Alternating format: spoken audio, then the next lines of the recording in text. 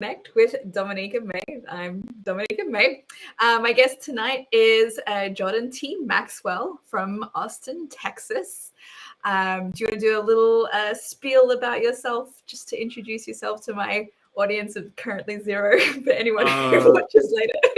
Yeah, this is great. Well, I mean, hey, I've had fewer people at my improv shows, so hi, I'm Jordan. To all of the none of you who currently watching. I'm well. No, this is good. It's good rehearsal though. Do it like you're doing it live. No, I'm I'm from Austin. I'm an actor and writer and director and maker of things, and hopefully some of those things are laughter and insights. Yes.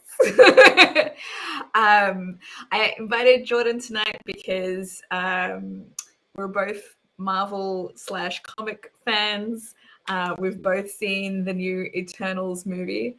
I will be building an Eternals Lego set today. Let's see how. Are you going to do it like this? Too much light. Are you going to pantomime it, and that's how it's going to get made? There we go. It is the Deviant Ambush set that I will be building. Ooh. Yeah, because I bought it before I'd seen the movie, and I'm like, I don't know if I'm gonna like the movie, so I'm gonna buy one of the small sets, so, just in case. I don't want to waste $90 on the big set. You're not making the full scale size domo, right? Yeah, that set's like $90. So like, I would imagine. I'll just gotta get a smaller one. I think they have the spaceship set, and they also have the big red guy, Celestial. Arashim. Yeah.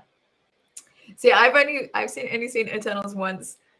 Jordan has seen it twice, so I'm going to rely on you for character names. There's a lot. Well, I knew a lot of them going in. I'm not like a huge I still haven't read all of the original Kirby stuff, but I am familiar enough with a couple of other ones, and I've had the characters show up in some other comics that I've read over the years. So I'm passingly familiar enough with the characters that you knew who they were going in. Yeah, and was like enough to see the areas in which that's them drawing from the source material versus that's them subverting the source material.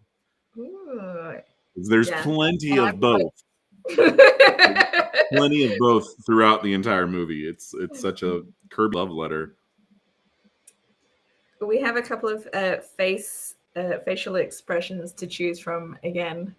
Jordan, do you want to help me choose? Sure. Yeah, let's do it. So I'm building. Is it Makari? Is that how it's pronounced? Mm-hmm. Okay. So she has. It's very similar. Or Makari if you're Druid. Okay. Oh, my sweet Makari.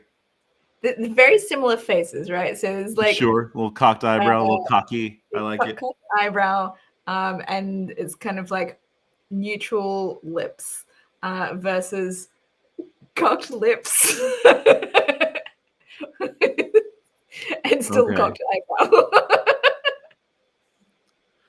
I think cocked lips, cocked eyebrow. Let's go all let's cock it up. It's a nice smirk. Yeah, she's a cocky character. She's she deserves a good smirk. Mm-hmm. She's got a great smile. Lauren Ridloff has just such a I've been watching even in the lead up to it, but also since then I've been watching all the just interviews and press tour that they've been doing with it, and just that woman has a smile that can just light up the whole damn internet, just beaming from ear to ear. I love her smile so much. She was a really fun character to watch in the movie. Yeah, I thought. No, I agree, and probably the biggest change because they subverted, not, I don't know if subverted is the right word in that particular case, but they changed a lot of the demographics for a number of the characters. And I think hers was the most, she had both the most changes and I think the most drastic changes. Because in the comics, Makari is male, typically white, though there've been a couple of takes where like they'll make him very tan and kind of like, well, like maybe there's like, but they don't really address it. And hearing. So yeah, to then have a I'm trying to remember exactly, because obviously she's a woman, obviously she's deaf, actress, but also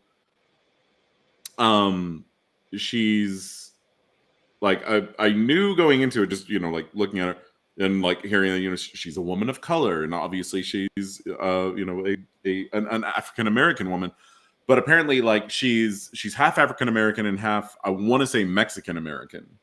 Like I think her father is at least of Hispanic heritage. I wanted to make sure I got the nationality right, but I'm just having to go from memory. And I just learned this like earlier last week, and it was just like, oh my god! Not only like there's even more going on. Like, yes, and she's amazing. This is the first thing. Actually, I saw her in an episode of the NBC medical drama New Amsterdam a couple of seasons ago. I know she's been on The Walking Dead, but I'm so like far behind on that show. Like I don't know any of the newer characters on that. But like I saw her in that, and she like really made it. I mean, it was like a one episode role. She was like one of the patients coming in, and you know, it's a procedural, so you know, case of the week, and then you move on. But she made like a real impression in that episode on me, and like I think a couple of weeks later, the news broke about the casting for this movie, and I was like, I've manifested it. I saw her in the show. I was impressed with her. And you now, made it happen just by now, and also like I'm holding her. my hands out like this, and I'm like, I look like this is Erisham, like holding them. This is you have, yeah. So. All right, now I'm building Gilgamesh. He has also two different facial expressions. I'm probably this one's probably my preference, the kind of grin. Yeah. But then he also has more of a, I like his facial hair in all the Lego bricks or block. This is a little bit more stern, I guess. Yeah, I like the grin. He's a very warm character, even when he's fighting. Like he's just got like he's not tortured or brooding or anything. He's very like, especially when they're going up against what like the Minotaur Deviant or whatever it is outside of Babylon, or he's just like, you know, just like, yeah, this is my fight. All right, come on. It's like, yeah, I got this. Bam. And I was reading that, or no, I saw it with Don Lee, who plays the part, and I had like passingly seen him in a couple of things before this. Like, you know, I'm not very keyed into Korean cinema. Oh, that's great. Oh, that's great.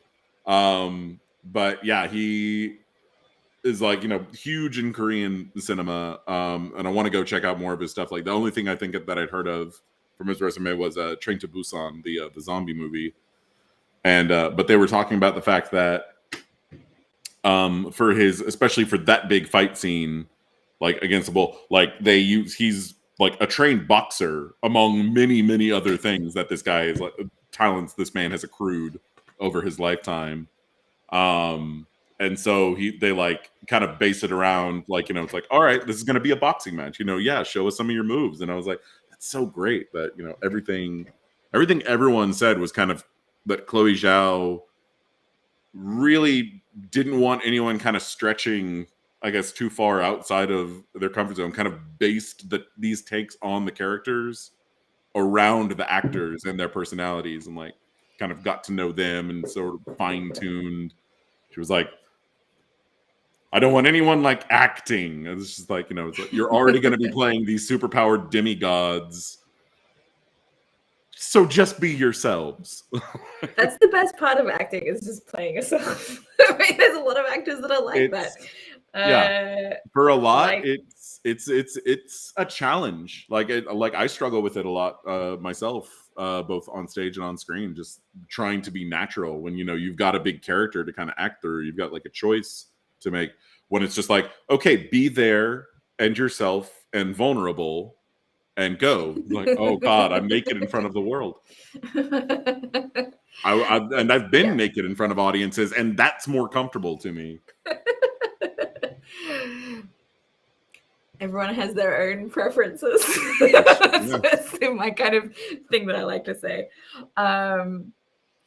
So, do you feel like you had a favorite character from the movie, like that specifically spoke out to you, or grew on you in a particular way, or did it feel more like an ensemble kind of piece? I mean, I think it's definitely an ensemble piece. I think. Sorry, I've got like allergies messing with my throat, so I'm going to be drinking and popping lozenges a lot throughout this. Yeah, I think very, very good ensemble. I think for the story's purposes, I felt like it was very well balanced. I've seen some complaints that they feel like, not everyone got equal time. And I was like, but it's not about like everyone getting equal time. No. It's about telling the story. It's not the playground. Not everybody gets, the ball for the same amount of time. It's, you're telling the story. And right. I think that there are definitely like a few more focal point characters that we're following through it. I think it's definitely much more both about Cersei's and Icarus's arcs. Yes, definitely. Here. Yeah, Mithra's here, just highlighting her hi. Mithra, have you seen Eternals yet? If not, you're going to have a whole bunch of spoilers. Spoiler alert. Spoiler alert. Eternal review special. I did, I typed in the description of the videos, at least on the Facebook and YouTube streams. Spoilers. Expect spoilers. Yeah. If we get comments like, I haven't seen it, I just want to watch you build and talk about stuff, then I'll try to like keep things relatively vague, like, because I'm very anti-spoiler. I don't like spoiling things for people, and I don't like when things are spoiled. And there was a whole already like controversy with this movie about like Variety's Twitter account. Right. Like after the premiere came on and was just like, oh, amazing, the fucking post-credit scene, bam. I fortunately completely missed that. Like I avoided that. I'm more frustrated by the fact that I keep seeing potential spoiler leaks from Spider-Man No Way Home. Same. And stuff. And I was like, I don't know if this is rumor stuff that people are posting or if this is like actual stuff. But like, please stop like showing up. It was like, the leaked photos. And I'm like, let me decide if I look at it. Because like I stay off Twitter now for that, among many, many other reasons. And let's see. Okay, cool. So Mithra doesn't mind spoilers. She often reads about the plot before watching things. And gets anxious about not knowing what's going to happen. Fair enough. Good. We'll have plenty of spoilers for you to enjoy. I'm weirdly the opposite. I get more anxious, like knowing what's going to happen while I'm sitting there, because then I'm like, oh God, this is coming. When is this going to happen? Oh, is this going to be the thing that I heard about? And I'm like, it ruins it for me. Right. In a lot of ways. I was very grateful that I watched Shang-Chi as soon as I did, because I would have been pissed if certain things had been spoiled for me. Yeah. I think the only thing that got spoiled for me in that wasn't even so much like, it was something I already suspected was going to happen. And it wasn't like spoiled by like leaks online or anything. It was spoiled by who was in attendance at the the red carpet premiere. Oh, okay. If I'm assuming that you're talking about the guy who played the actor. Yeah. Spoiler alert for Shang-Chi and the Legend of the Ten Rings. Yeah. That Ben Kingsley was coming back. Nobody's watching right now apart from Mithra. She's seen it. Anyway. The actor. That's the thing that I like. I'm glad that I was not spoiled for that. I did not know that was coming. And yeah, I was really glad for that surprise. I already suspected that. Like, I didn't know that he was going to be such a prominent part. Right. Like, I thought it was going to be like a background thing of like they're walking through, like, you know, when we're at the Ten Rings compound, and just like that he'd be like hanging in chains, just be like, oh, hello, oh, can you a little help here? Oh, all right, that's fine. Like, that's the extent I thought it was going to be like a glorified cameo, and then I was like, no, man, Trevor's up in this, man. Like, it's so good, and he's so good in it, and like I love Ben Kingsley, and I love how much he loves playing that role. Apparently, like I've watched so many interviews with him where he was like, I never thought I'd get the chance to play him again, and Kevin Feige called me and said, oh, we're going to do it again, and Destin's going to call you, and apparently, when Destin Daniel Cretton, the director, called him to like make the official invitation to join the production, Ben Kingsley was like, well, hold on, I've got to check. And, had a, like, all Destin could hear was Kingsley talking on his side of the conversation, and there'd be a pause. And then you'd hear him talking, and then there'd be a pause. And it came to find out, in pretty short order, it was Ben Kingsley having a conversation with Trevor. Like, working, and I was just like, I love this man. I love this man so much. It would just be the easiest thing in the world to be as like, yeah, sure. What's my paycheck? I'll be there on day one. I want my own trailer kind of stuff. But that he's like, hold on, I'm gonna have a make-believe dialogue with this guy I haven't played in like 5 or 6 years. Wow. Give me a sec. Like it's so delightful. And you see, I don't know if you watched the Marvel Assembled special on Disney Plus about it yet. No. It's so good. But there was like, for all the stuff with Morris, like there's an actual like plush, like green plushie that they had on set, and a guy with like that had it on a post that would like move it around, and he was like, basically puppeteering it. And Ben Kingsley was like, basically went to the guy and was like, you're not taking, like, you're my fellow actor. Like, we are in the scene together. You are playing Morris. Excuse me. And so, like, just really got, which then the guy was like, yeah, okay. And, like, really emboldened him to, like, make some character choices with his, like, make him, kind of, Shay, he's like, oh, he's nervous in the scene. It's like, oh, he's excited. Oh, he's sad. And I was just like, cool. I love that, just kind of, that the nature of just the people who talk about doing like weird green screen and visual effects stuff as though it were doing like underground avant-garde theater, as opposed to being like, oh, I can't interact with, it's a tennis ball on a stick, how am I supposed to act with that? And the ones who are like, oh, this is like doing black box theater back when I was in college. And, all right, I'm in rep again, I'm here in tights and talking to invisible things on sticks. Like, that was my senior thesis project. I was like, I love that. Just that it's like, it's not just a job to some of them, that it's, they really lean into the play of it and, just have so much fun. And Kingsley, I think, definitely, and it came across too, I think, so much especially in this performance. I love him in Iron Man 3. It's my favorite Iron Man. And I know I'm not in the majority on that opinion, but I think I need to do a rewatch of that, because I just watched Shang-Chi with my kids over the weekend, and my youngest was like, who is this character? Like, why do I care about this character? And I paused it to explain, and he's like, man, I read your post about your kid like falling asleep in the middle of it, and I was like, that would be like, I don't have kids yet, but when I'm a dad someday, like that will be a grounding offense in my household. Like, We do not fall asleep in Marvel movies in this house.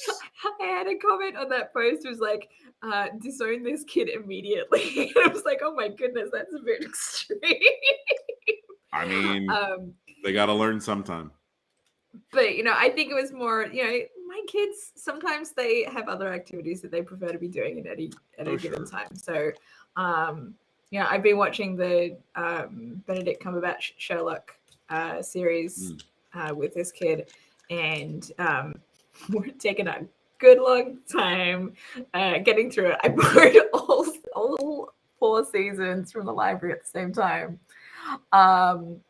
And they've already been we've gone through 2 seasons and the first episode of season 3, but the ones that I still have already been renewed twice. So I'm just like, how much longer is it going to take us for us to get through this? Are we actually going to finish it before I run out of renewals? So... I have Netflix that has the entire series on it, and I own the entire series on Blu-ray and DVD. I still have not watched the last season yet. I searched for it on Netflix, and it wasn't on there anymore. Is it not? Oh, I got to check that because it was on there last I looked. But maybe there's This is the thrilling internet content that everyone comes here for. I think it's off Netflix because I'm pretty sure I looked it up on there before I borrowed it from the library. And I was like, what? How is it not on Netflix anymore? It's always been on Netflix. I can't. Maybe it's okay. If it's not on Netflix, okay. Let me check something. I'm going to check 2 things real quick as we're live streaming on the internet. This is that amazing, sweet content. Yeah, it's not on Netflix. It might be. Because it used to be on Netflix. It was for a long time. I had it in my watch list, even though I own all of that. Like I was like, well, right. if I don't want to get up and get the disc, meh. Yeah. Let me see something real quick. I'm going to follow a hunch. And no, I thought it might be on HBO Max because I know that they've got Doctor Who now. Yeah. But it is not on there. Although they do have both of the Guy Ritchie Sherlock Holmes films, which I'm a big fan of. So, and also already own on those ones first. We watched those ones first. I prefer the Benedict Cumberbatch series. They scratch different itches in my brain, and they're like differently faithful to the source material, which I appreciate. And I like that they both exist. And I need to watch Enola Holmes at some point. I've heard really good things, and I like everyone who's in it. So it's just, man, stuff on Netflix, especially movies on Netflix. I was just talking to my dad about this today because we were talking about the Harder They Fall, the new Western that I guess dropped 2 weekends ago. Which I've been super excited for, and I love everyone in it, and I love Westerns, and I've been recommending it to my dad, and he was like, well, all right, I'll do it. he watched it, and I still haven't started it. There's a movie comes out that I'm excited for. I'm there day one. I'm in the theater. I've got my seat. I'm with the popcorn. I've got my tea. I'm give it to me, and feast to the eyes. And I'll go back. If it's a movie I love, like Eternals, I'll go back multiple times. But it drops on Netflix or Hulu or HBO, any streaming service, and it's all urgency to see it. I will sit down on the couch and be like, all right, time to watch The Harder They Fall. Or I can watch 5 back-to-back episodes of She-Ra instead. There's less urgency, I guess, when it comes to streaming, because it's going to be there, especially if it's from the actual streaming platform. It's it's always going to be there. I can always access it. And I'm so backlogged on Netflix films in particular because I've been wanting to see Harder They Fall, the Mary Elizabeth Winstead, her action movie Kate. I've been so excited for, and it's on my list. I put it in my watch list. It's sitting there. Well, it's how it only took me until this year to watch all of the Marvel Netflix series apart from Jessica Jones. That's the only one that I watched when it came out. All the other ones I watched this year, apart from Punisher, I still haven't watched that yet. It's like I got through Daredevil and I was like, okay, I'm having a break now. That's fair. I mean, Daredevil's intense, but like Punisher is definitely, I think, like the darkest and probably the most intense of them because it's like it's the least superhero-y. Like the really the only like nods to it being from a comic book or his that kind of persona is like he will wear the costume very minimally. Really, it's mostly kind of just about like Frank Castle trying to be, and the first and second season have like a different tone to them, which I appreciated. Not that I had a problem with the first season.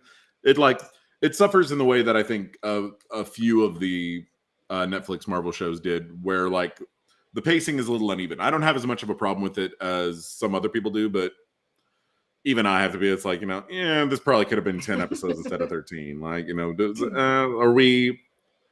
And I think they're kind of learning from that, and Feige's definitely, I think, learning from that with like the Disney Plus shows. Like we're going to gear the episode order to the show's needs, not try to stretch the show out to meet an arbitrary episode order number because it's streaming. Like there's no It doesn't have to be 22 episode orders. It's like okay, this is going to be 9 episodes. This one's going to be 10. This one's going to be 6. This one's going to be whatever they need. It can be.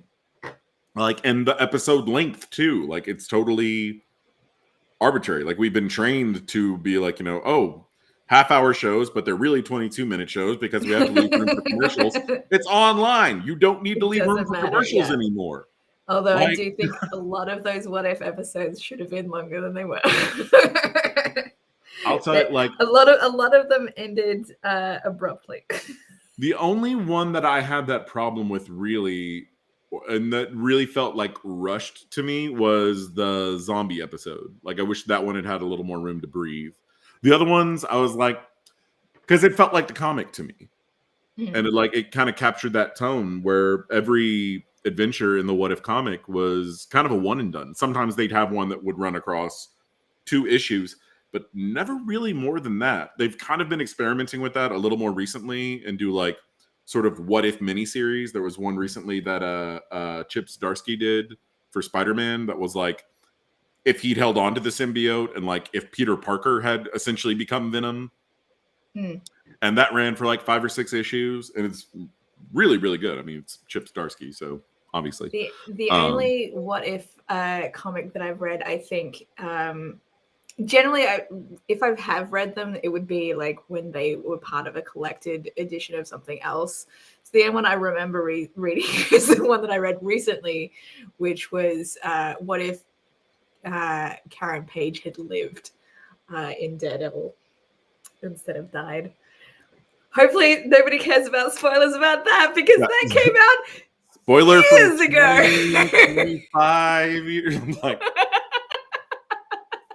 that. I don't even know if I was in college when that first came out. It was a while ago. It was like, it was because that was like 99, 2000, something like that. Back in those proto Marvel Knights days.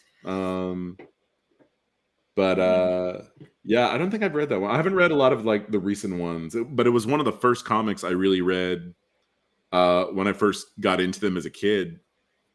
Because they were done in one. And like as a kid, that was because I'd go to the bookstore and I'd buy like a stack of 5 comics and I'd be like, oh, it's so these characters look cool and these stories are interesting and I don't know anything about them yet. And I'm like 8 or 9 years old at this point.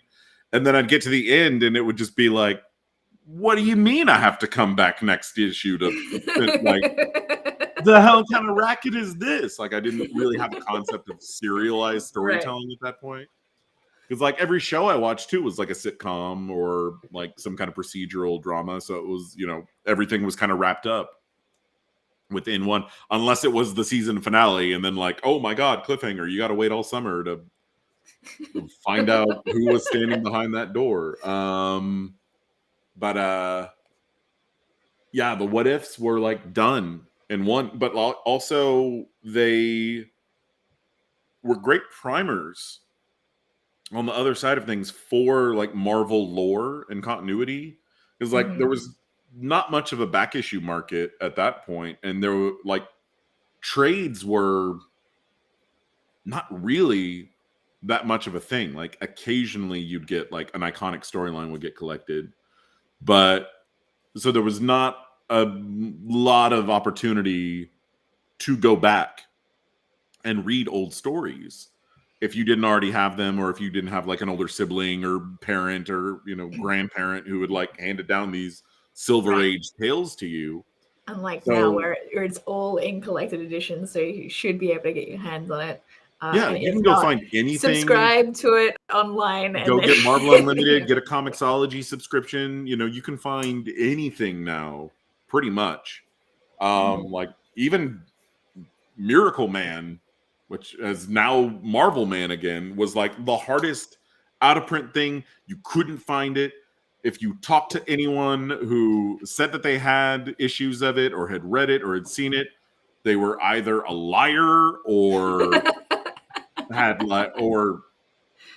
money to spend, because like they were very limited runs, but it was some of the first stuff that Alan Moore did, pre Swamp Thing, pre Watchmen, pre all of it. And and he worked on that. Mark Buckingham worked on that. Neil Gaiman worked on it after Moore had left. So it was like really cute, and kind of the stories, like the lore around them kind of grew, and people would talk about, because this was a character who was essentially,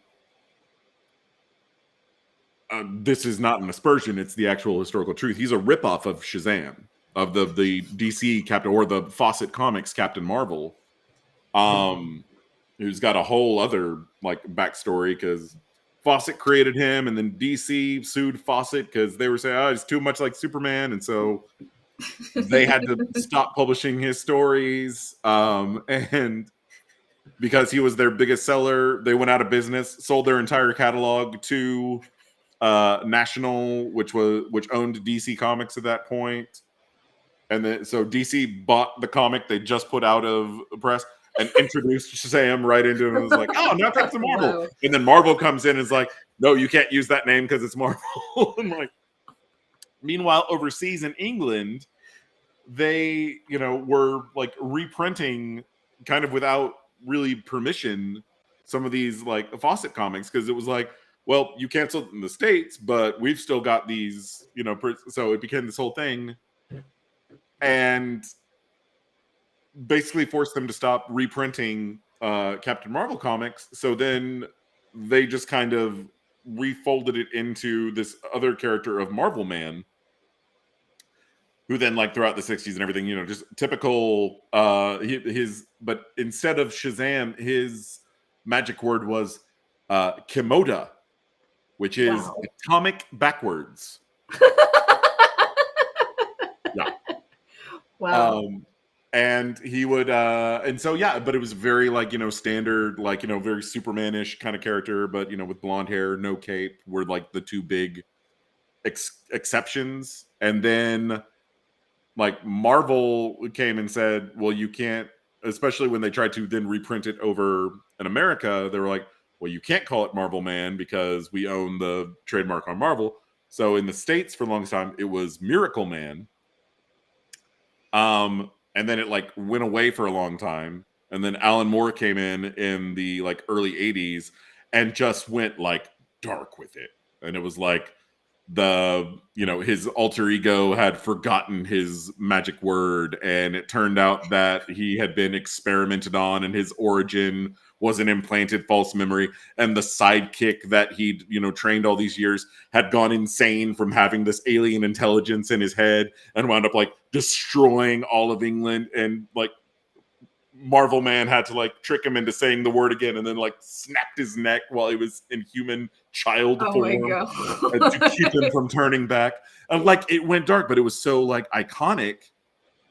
And then like it went out of press for like the publisher like shut down, and there became this whole thing of who owns the rights, because they were like, well, the publisher owns these rights. Alan Moore and Mark Buckingham owned their rights, and Alan Moore sold his share of the rights to Neil Gaiman, who had continued on as the writer after him.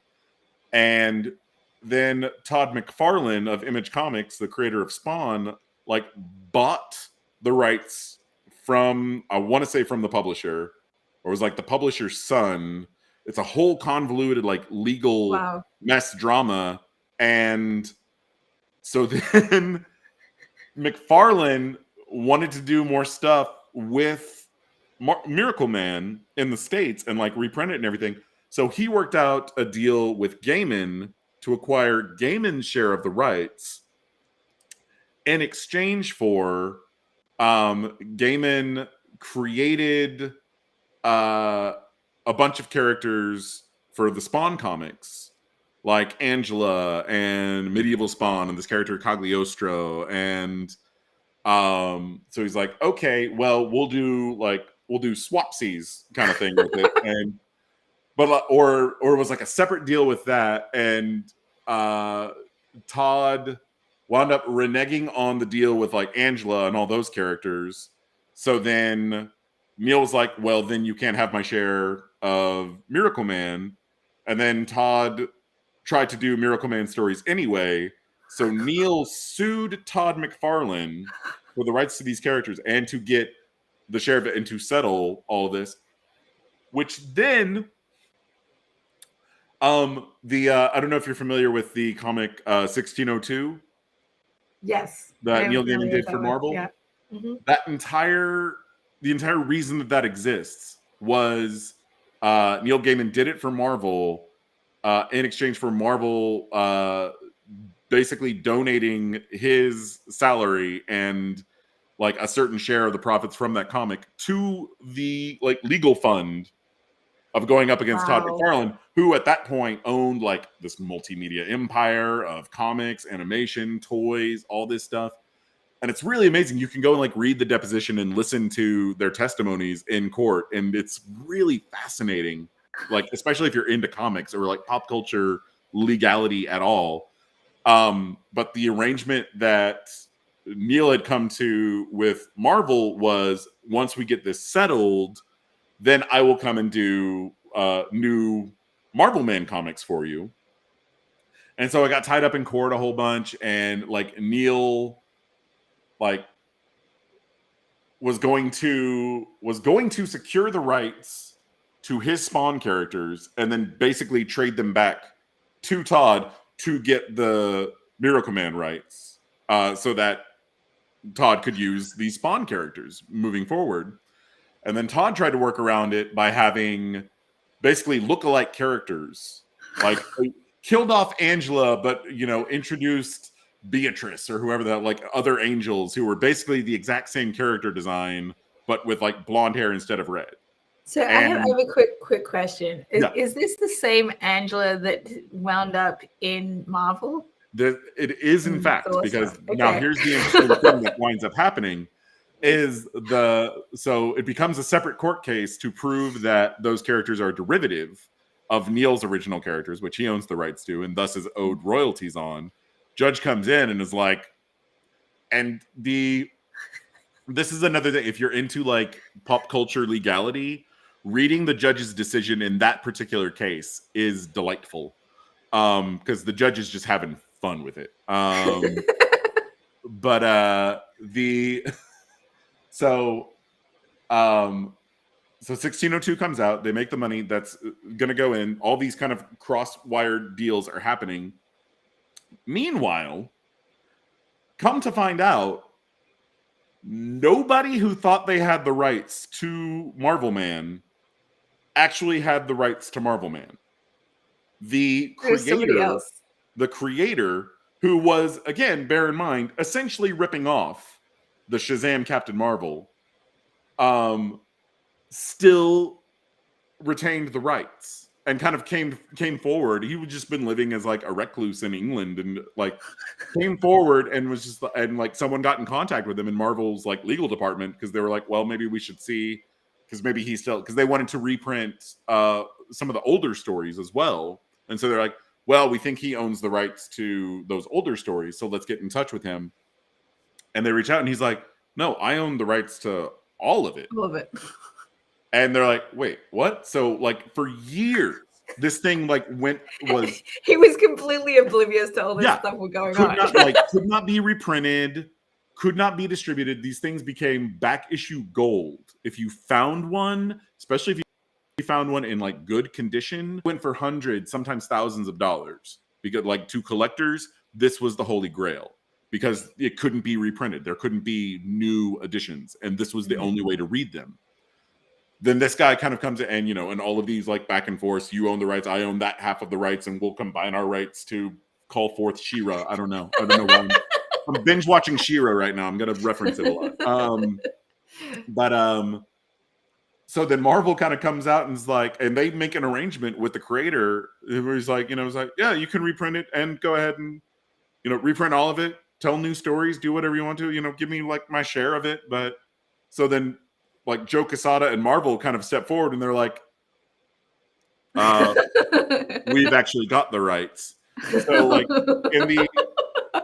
so then Neil has the rights to Angela and Medieval Spawn, which he now no longer has any need to trade to Todd McFarlane for anything. So I think they wound up some kind of like backroom deal where he's like, okay, since I obviously can't do anything with him, here's Medieval Spawn back. And just don't be a douchebag anymore, I think was the gist of that one.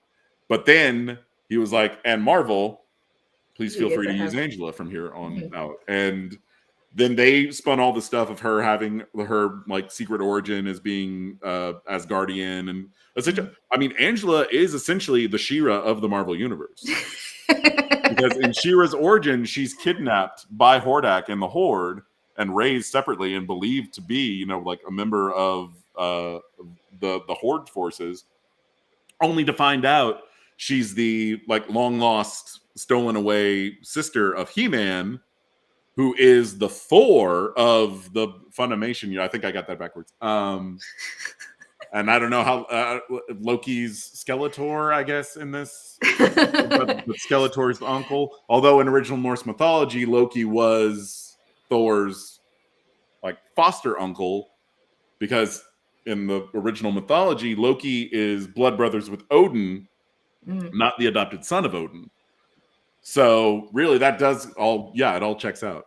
What I'm saying here is that He-Man is ripping off Norse mythology. There are some parallels there.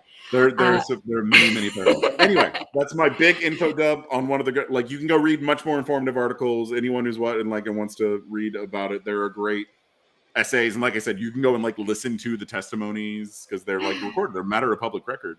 It's amazing to me. It's one of my favorite like comic book history stories because it's just the number of ways. Completely unaware. No, it's a Gordian knot of like intellectual property rights and like legal arrangements and like handshake deals, and it's fantastic. Like I don't know, it makes me ridiculously happy and that it all worked out, and that Todd McFarlane was justly hoisted on his own douchey petard, and Neil Gaiman is like the ultimate good guy of all good guys, and that Joe Quesada just comes in and he's like, actually we got the right, so suck it. Let's come back to Eternals, because now which Neil Gaiman wrote that was his second Marvel project, which was supposed to further fund that legal fund, was his Eternals run. Oh, well, there you go. Jr. Yeah. Well, we barely touched on the movie, but also I'm on to section 2 of the set that I'm building now. Yes. So I have another character with facial expressions to choose from. Yes, let's do it. This is Thena. I'm probably gonna prefer her other face, so I want to show this one first. This is really angry. God, no. I don't think she ever looks that like she freaking slaughters things and never looks that angry. I think that's when like her memory stuff happens, and when like, the Madwiri takes effect. Yes, that stuff. She starts attacking everyone. I'm assuming that's what face that is supposed to be. I guess. And then here's her more neutral face. Oh yeah, definitely that one. Yeah, I thought so too. she's very serene and placid. Like even for the hello. most part, that's exactly what she's like. Like my favorite. It's such and like the performances in this movie are so good, and Angelina Jolie is so ridiculously talented. She does. There's one little move. I think it's actually right before the first bout of Mad Weary hits when they're. That's so good. I love it. When like she's talking about taking out some of the last of the deviants, and Fasto, and she's like, it's like, oh, we slaughtered all the ones we came in. She's very like stern and stoic with it, and Fastos turns to her and it's like, oh well, I'm sure that was very fun for you, and she just does this little like, it was, and it's like a little like chin tuck of like, it's very playful and very coy, and I love it so much because she's like, it was. I liked killing the things. Yeah. It's like, it's such a small choice, but it's so like, it resonates with me. I love it. I love her. I love all of them. Were there any, to answer your original question, probably okay. Cersei was my favorite. Okay. that question from like how long have we been streaming? 46 minutes. 46 from like 40 minutes ago, probably. Yeah, I think that's probably about how long it was that I asked the question. Yeah, it's honestly, it's really hard for me to like pick because every time it's one of those great challenges of a really good ensemble film is that every time I think I've got the answer, then I'll remember it's like, oh well, Cersei, I really liked her journey, and then I'll be like, man, but like McCarty's got like a great attitude, and I loved her fight scenes and like the speed effect that they do with her is so great. But then like Kingo's so funny, and like I resonate with that because like being the funny guy and like the and the actor of the group. But then also like, but then like Sprite's the storyteller, and like that really resonates with me, and like the tragic nature of this character. But man, then Gilgamesh, he's so like protected, and like every time I think I've got it pegged down, it's like trying to pin down a beat of Mercury. It's of Makari, because that's where the name comes from. She's named after the god Mercury. All that was once again following up on his New Gods kind of tradition. Jack Kirby, not so slyly naming these sci-fi alien characters after, although the Eternals in the comics aren't even technically aliens. Well, they're not aliens in the movie either, technically. Well, I mean, they are of extraterrestrial origin in the movie. Yeah. But like in the comics, both they and the Deviants are results of celestial experimentation on early humanity. So there were like 3 races back in the like prehistoric, early primordial days: humanity, Eternals, and the Deviants.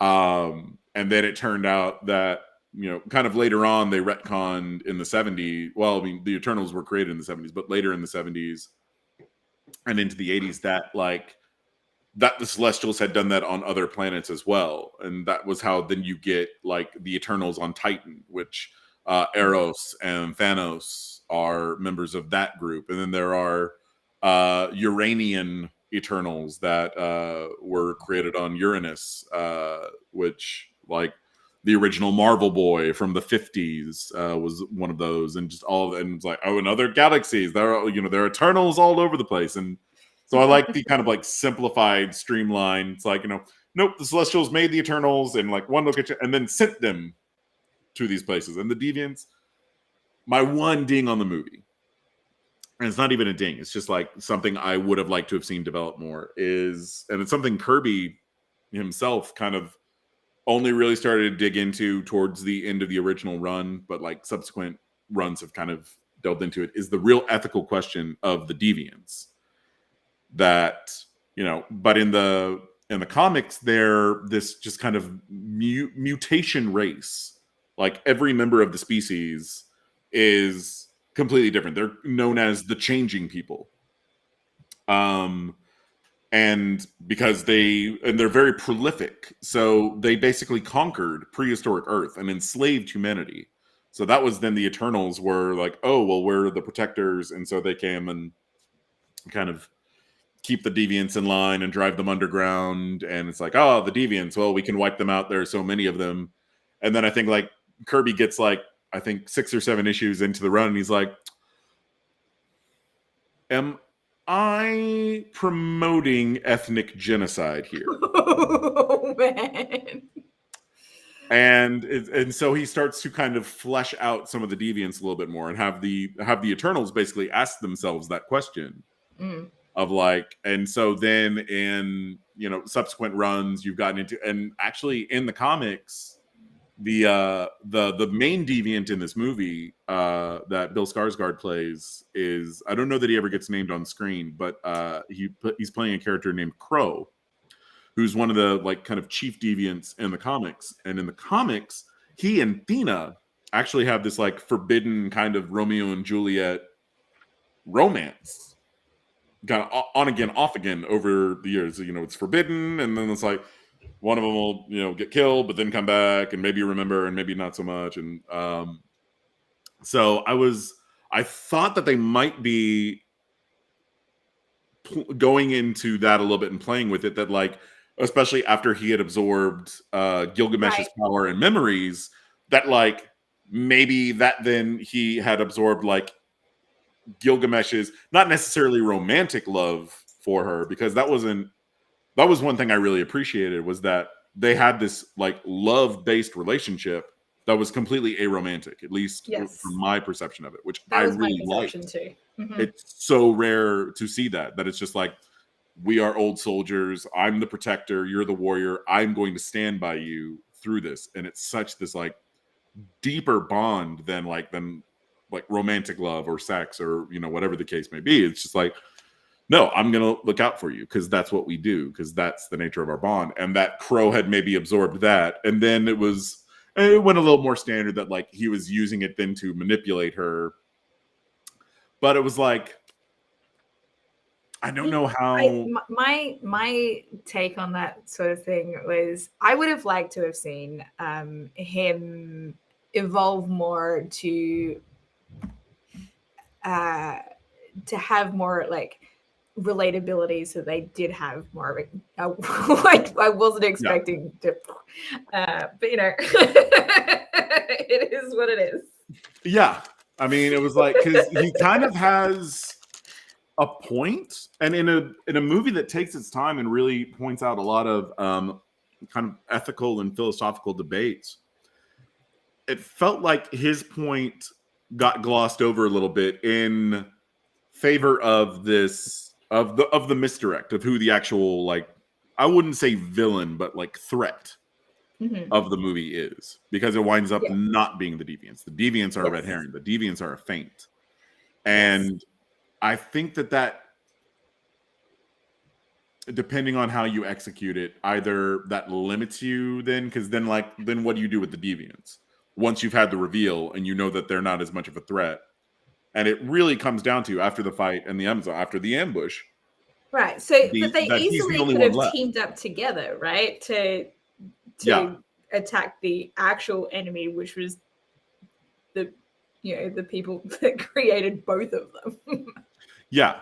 That like, but it was so, I don't know how you like, I would have liked to have seen it, but I don't know how you tell that story effectively and not have and not just derail the movie for an additional half hour of more time. It's a very talky movie. It's a very cerebral movie. It's one of the things I really like about it. It's something that other people apparently are having a problem with. I really appreciate it. Okay. So you mentioned that it being a talky movie. See, that's the aspect that I did not expect whatsoever from the trailers. So from the trailers that I'd seen, I was expecting a lot of action and not much else. And that was the reason why I was not like super thrilled looking forward to seeing it. But I'm like, I'm going to see it because I watch all the Marvel movies. So that was a pleasant surprise for me. That there was more depth to the characters than just like, we're fighting the enemies. I have a lot of faith. I'm a member of what they call, I guess, the Church of Marvel. Like I'm devout. I'm what Stan would call a true believer. So I give them a lot of benefit of the doubt, especially when Marvel is doing Marvel stuff, because we've certainly seen other studios and other creatives not quite get it, especially maybe in some recent times. Maybe Sony, maybe Venom, maybe that Morbius trailer looks terrible. But knowing the trailer, I think, is always going to present it's the action beats, it's the spectacle. Like that's what they want to do to get asses in seats, because that's what's going to draw people in. So I never watch. Except that it was not a draw to me. So it depends on. Sure, but to the majority, I mean, they know that they've already got our money. What I wasn't expecting, because I figured it was going to be a fairly talky film, because I knew that they were dealing with big concepts and whatever take of the Eternals and the Celestials that they were doing, it's big cosmic idea stuff, and so there were going to be lore dumps galore, or the lore dumps, as I will coin it at this very moment. I wasn't expecting the range of philosophies that were presented, and I wasn't expecting the alignments that certain characters wound up taking. The fact that Icarus in the comics, he's our entry point. In the very first Eternals comics, he's the one we follow. He's our entry point character. He's the protagonist, and he's very much the kind of prototypical superhero character. He's they call him out on it. He's Superman for all intents and purposes. He doesn't have Superman's maybe sense of morality, his love of humanity, but power set wise, archetype wise, he is that kind of alpha, that apex predator hero, which is why everyone thought that he would be the next leader after their leader died. Yeah, exactly. And subverting that was so marvelous. And the fact that in the comics, Druig is typically a very villainous character. He's one of the heavies of the Eternals. He plots against other Eternals. He's always got his side deals going on. He holds. Which one was he? Was he the one that was the mind control? Yeah. Barry Kagan's part. I don't know if I'm pronouncing his last name right. Excuse me. But and he holds humanity in contempt. He sees them as puppets. So then to not only have him be he was that character in the movie, but not out of contempt. He wants to control them to keep them from killing each other. Okay, yeah, his that's point fair. of view that's is fair. really yeah. He's the Druig in the comics really sees them as playthings, and I think Druig in the movie, maybe the worst I could really say of him, at least from my perspective, was that he maybe views humans as pets. That it's that they need to be cared for, that they need to be shepherded, that they need to be steered in order to prevent these genocides. And it's there's that kind of gung-ho, no, free will is, great. And I'm very much on that train. I like free will very, very much. It was an interesting spin on the that particular power set, that mind control power set, because you don't usually see that kind of perspective if a character's got that power. Yeah, usually they're either the villain or they're the hero that winds up being the villain. If any of our many viewers happen to either read or watch the criminally underappreciated Jupiter's Legacy on Netflix, coming back to Netflix. This is a free ad for Netflix. I don't know how it became that, but yeah, the character who can control minds and alter memories usually winds up being having ulterior motives and agendas, and so you kind of expect that. And with this, I think especially after the last couple of years, there's certainly, I think, an argument to be made of maybe sometimes people need to be made to do the right thing, or at least be made to not actively harm one another. And I don't agree with that philosophically, but like practically, I'm kind of like, my misanthropy was already on an like incline a few years ago. It kind of became like a straight y-axis after the last 2 years. Yeah. So so seeing that kind of point of view, and that the way that differs from like Sprite manipulating people in her own ways with illusions, and she comes from it from a much more not only insecure but selfish place. Like, it's wanting to be, and not necessarily selfish in a bad way. I think, you know, there is a kind of core existential character of, why did my creator make me like this? Yeah. And I think that that's an issue that I think a lot was, of people, and particularly people of faith, like struggle with. She was kind of a tragic character. Yeah, for sure. But like, I think all of them kind of had their own tragedies and triumphs in various regards. Like Icarus, like I said, Icarus isn't the villain to me.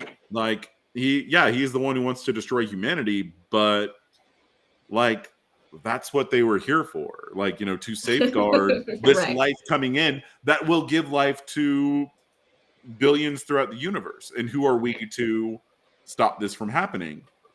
Well, but humanity has done all these things, and maybe they're worth saving. And it's the back and forth. And I'm just sitting there listening to some of it, and them getting into kind of the moral treatises of the film.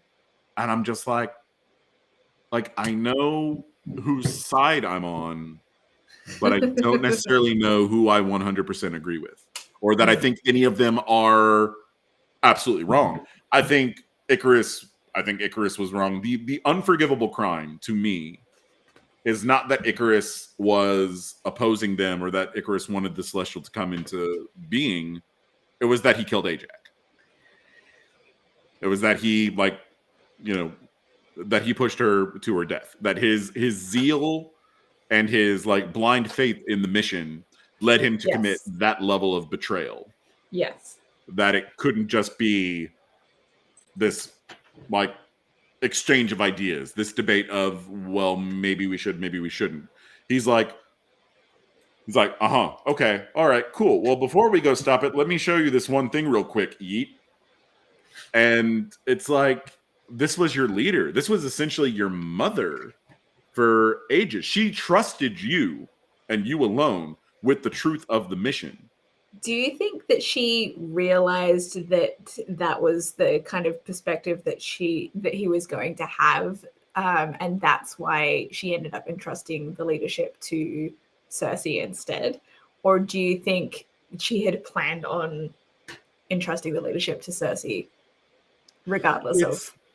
It's an interesting thing, because the notion of when and how the position of leadership and the connection to Ereshkigal is passed on is never really like explained, dealt with directly. It's never like, right. was this like she assigned Cersei as her second in command, her successor, like 1,000, 2,000, 3,000 years ago? Was this something that like Icarus shoves her off the cliff, and as she's falling, she's like, well, fuck you, Cersei's gonna be the second in command now? Or was it like, is it like a Thor thing where like the connection senses who's worthy of it, kind of thing? Like, and I think that it resonates with me more if Ajax did choose her. But I don't know if she chose her before Icarus's betrayal, or if it was like, she's like, I'm about to get fucking killed by Deviants. I need to rewrite my will real quick. Right. But my impression was that it was clearly her choice, because there was the assumption from the other characters that it was going to go to Icarus. Yeah.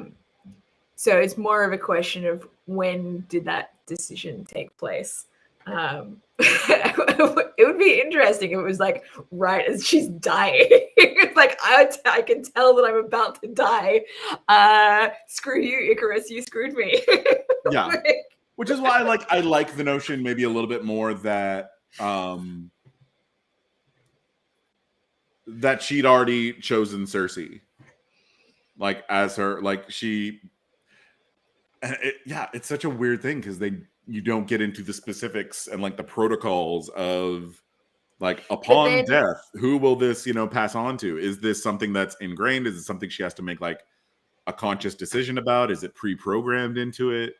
The fact that I think she trusts Icarus. Yeah. She probably could have assumed that Cersei would have made the same decision that she come to the same conclusion that she had come to. But on the other hand, why didn't she trust Cersei with that information prior to her unfortunate demise? Why was Icarus the only one that was trusted with that information before? I think because Icarus, going into it, because Icarus was the true believer, like she was like, you're the one who will understand, you're the one who will get it. Which and then she changed her mind at the end, or later on. I think the fact that once she changed her mind about humanity and about the mission, like after after she'd experienced humanity for herself, and after after humanity brought back half the universe against all odds, I think she believed Icarus's loyalty was to her.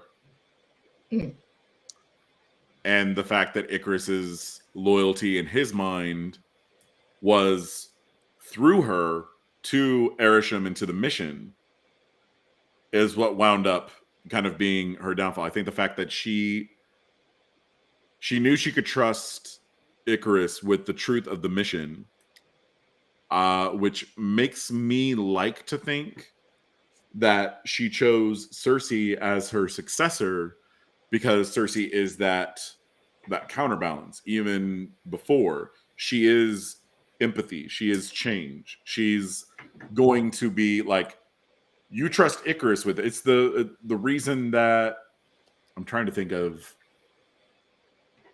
a good example. Icarus is so zealous and so loyal to that mission that he will just power straight through without any consideration. Whereas I think Cersei at that point, Ajax knows she can't entrust her with the truth of the mission because Cersei loves humanity so much and connects with them so much that like her true power, even beyond transmutation, is empathy.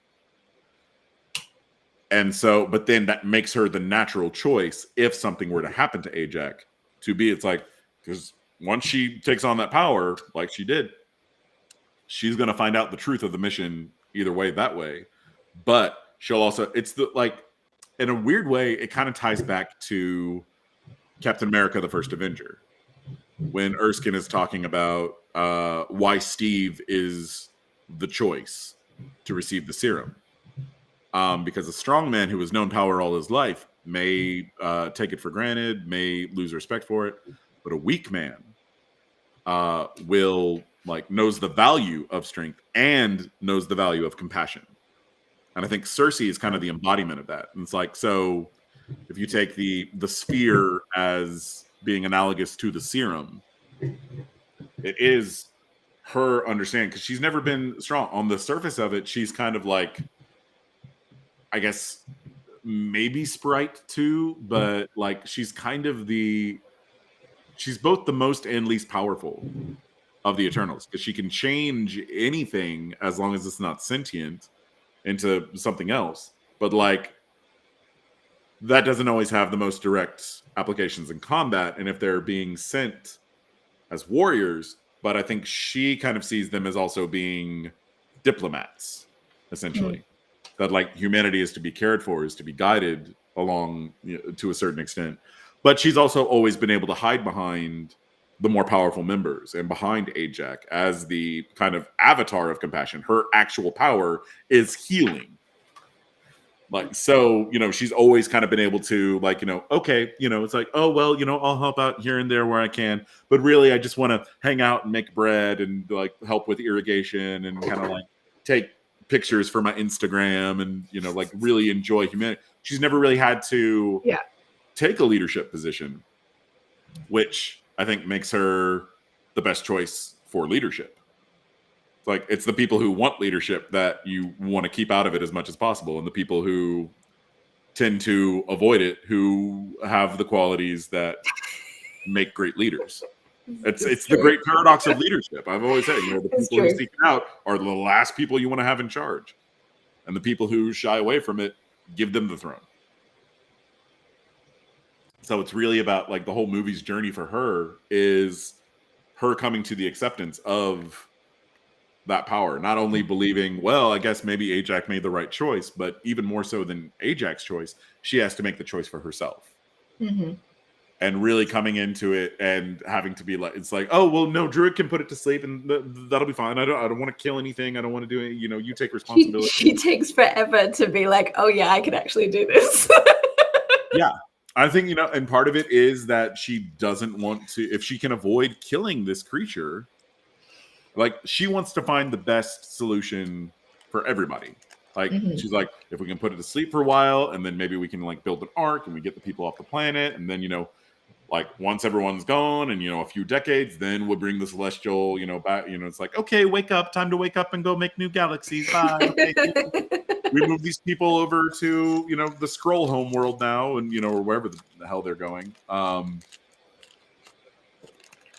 Because that's, what she would do is, trying to find the best solution for everyone. But that also means she is hesitant to make, like, once the hard decision has to be made, like, can she make it? And really, until the end there.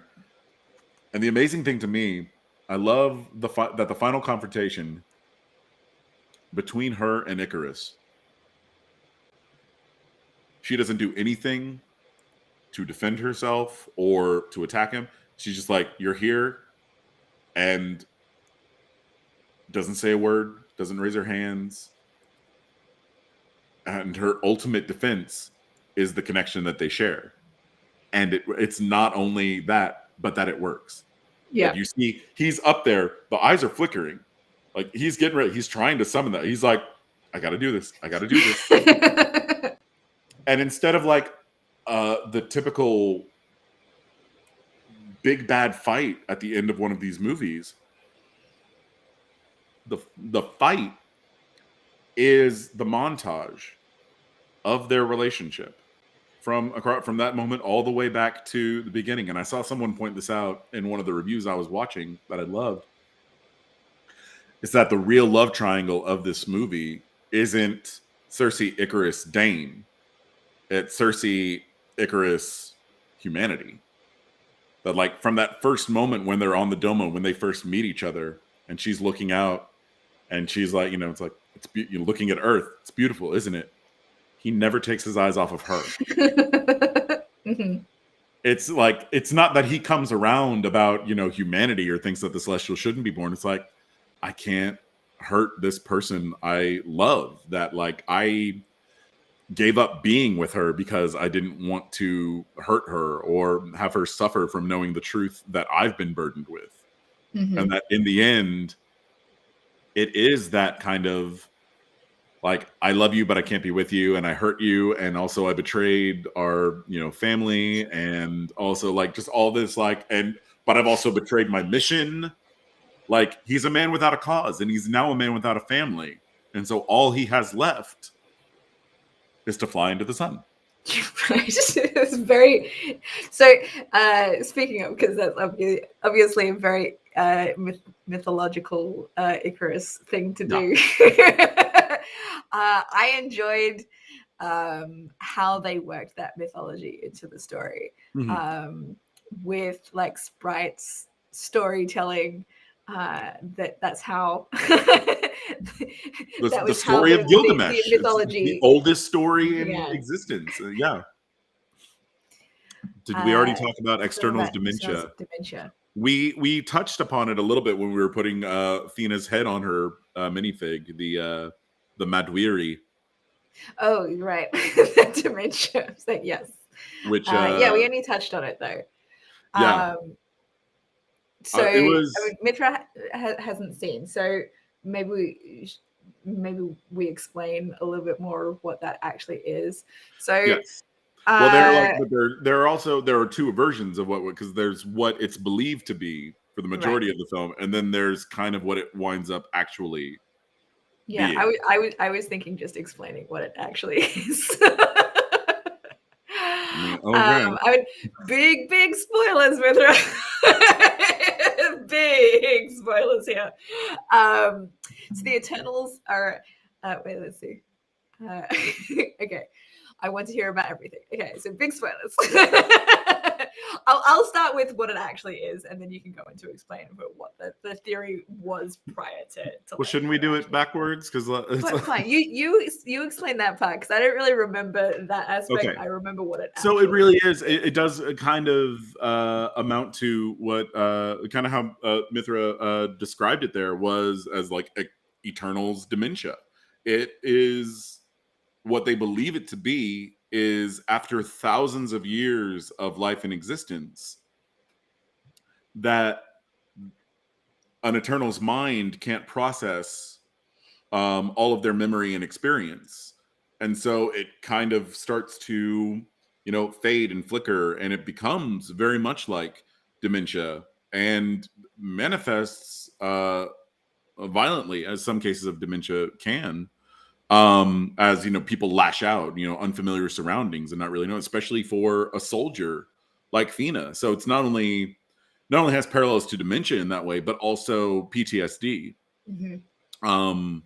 And I was watching Angelina Jolie kind of actually talk about, she based a lot of her kind of performance on it around soldiers who are struggling with trauma when they come home. And in the ways that it kind of manifests, and like the exercises she has to do to kind of like help keep it in control, and the way Gil helps her stay focused and stay centered. And that is kind of what it is, because it's from the comics. Cersei winds up having it in the comics, and it winds up but it's like it's an infection, so it's like a neurological disease that and so she's it's a whole weird, because comics. And then she winds up having to have a soul bond made with Dane, who's the Black Knight in the comics, and as we see in the movie, is going to be in the MCU as well, we assume. Spoiler. I mean, it's fine. Go Google Dane Whitman. You could have done that before the movie and really known what his fate was going to be. But yeah, I didn't know who half these characters are most of the time. But if you they need to introduce the characters they do know. But yeah, so in the comics, it's a little more of it's less of an affliction, more of an infection. So the way that they approach it is more of a naturally occurring phenomenon.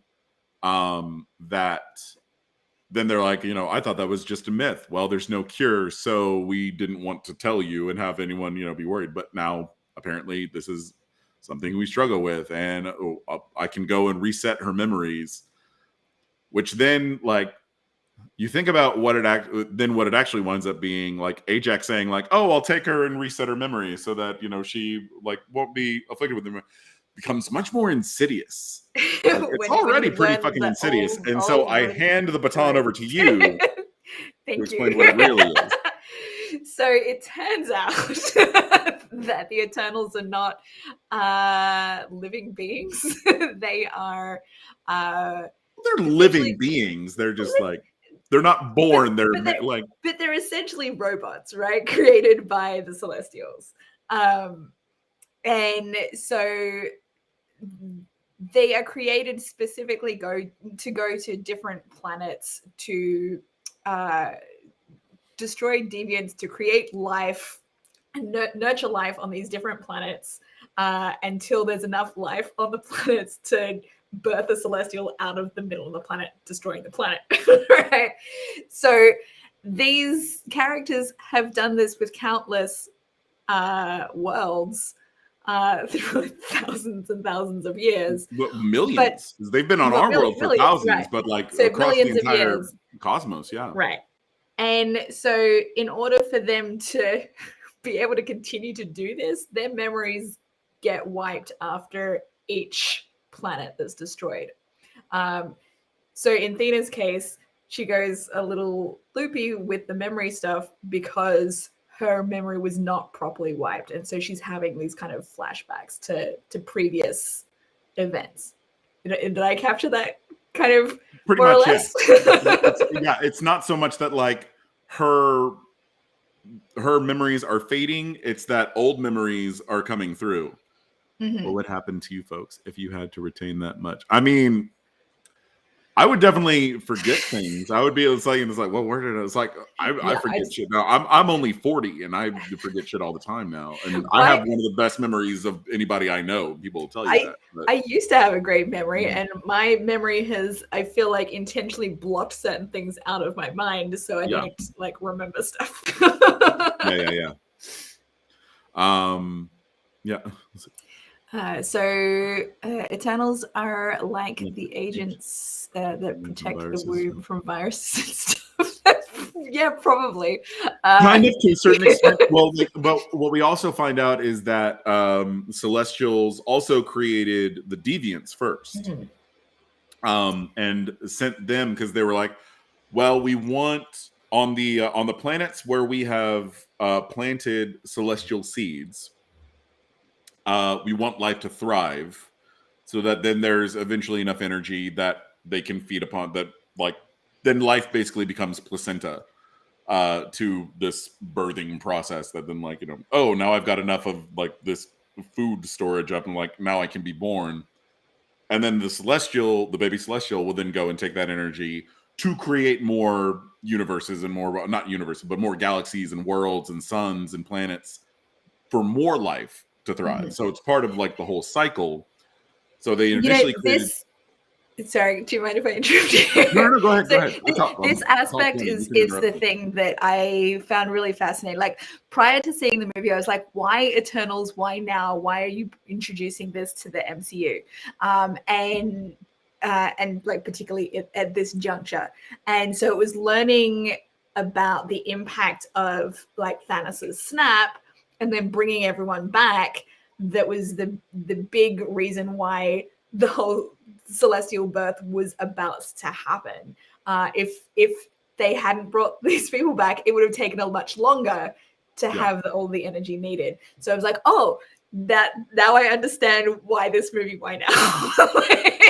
Prior to that, I was like, why?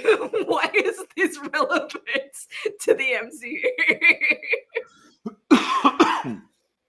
Yeah, I mean, and there's always a reason. There's always Feige's got so many like boards up around. He's probably got a whole like VR suite where like they all meet virtually and like bring this idea down here, and like everything connects. Everything eventually makes sense. Even like the seeds they planted a long time ago, or shit. They're like it's like, oh man, we got to tell the story. I mean, like Black Widow. So much of the plot of that movie came out of throwaway dialogue from the first Avengers film. Like, oh, we're just going to have Loki rattle off these things that Natasha did. And then those wind up like being these huge plot points for this movie.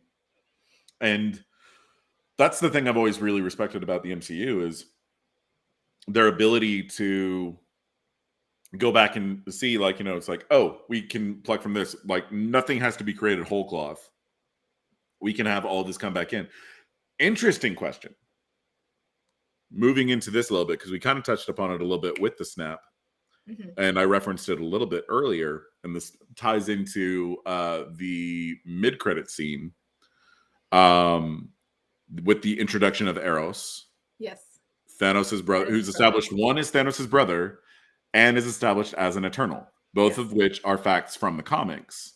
Are they then implying that Thanos is also an Eternal?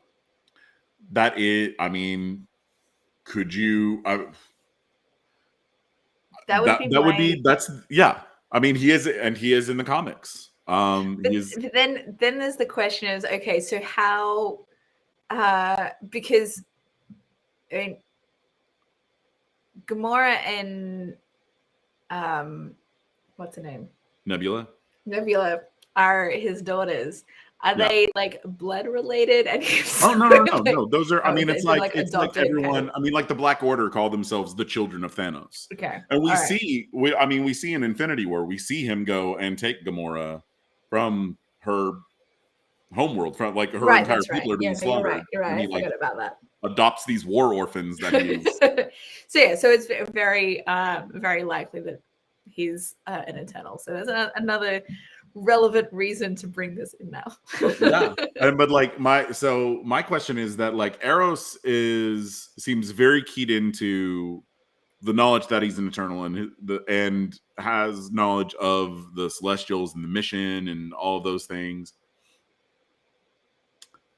So, to what extent was Thanos aware of his mission? Because, like, and actually in the comics, and I don't know if they're going to play into this at all, but Thanos and Eros aren't like first generation Eternals. Like, they themselves weren't created by the Celestials. They are the children of Eternals. Their father is an Eternal from Earth who was exiled, and their mother was an Eternal on Saturn's moon of Titan, which civil war amongst the Eternals on that planet like wiped almost everyone else out. So it was like the last two survivors of an exile and an orphan kind of getting together and like okay, now we're going to rebuild an Eternal society here. So we never, and like Dane alludes to it when he's talking to Cersei, but we never really get into the question of, at least in the MCU, can Eternals procreate both with each other or with humanity? We never really get a definitive answer. Because the only Eternal that has a child in the movie is clearly the child is adopted because it's a same-sex relationship. So we're not sure, but like in the comics, like Eternals can procreate with each other.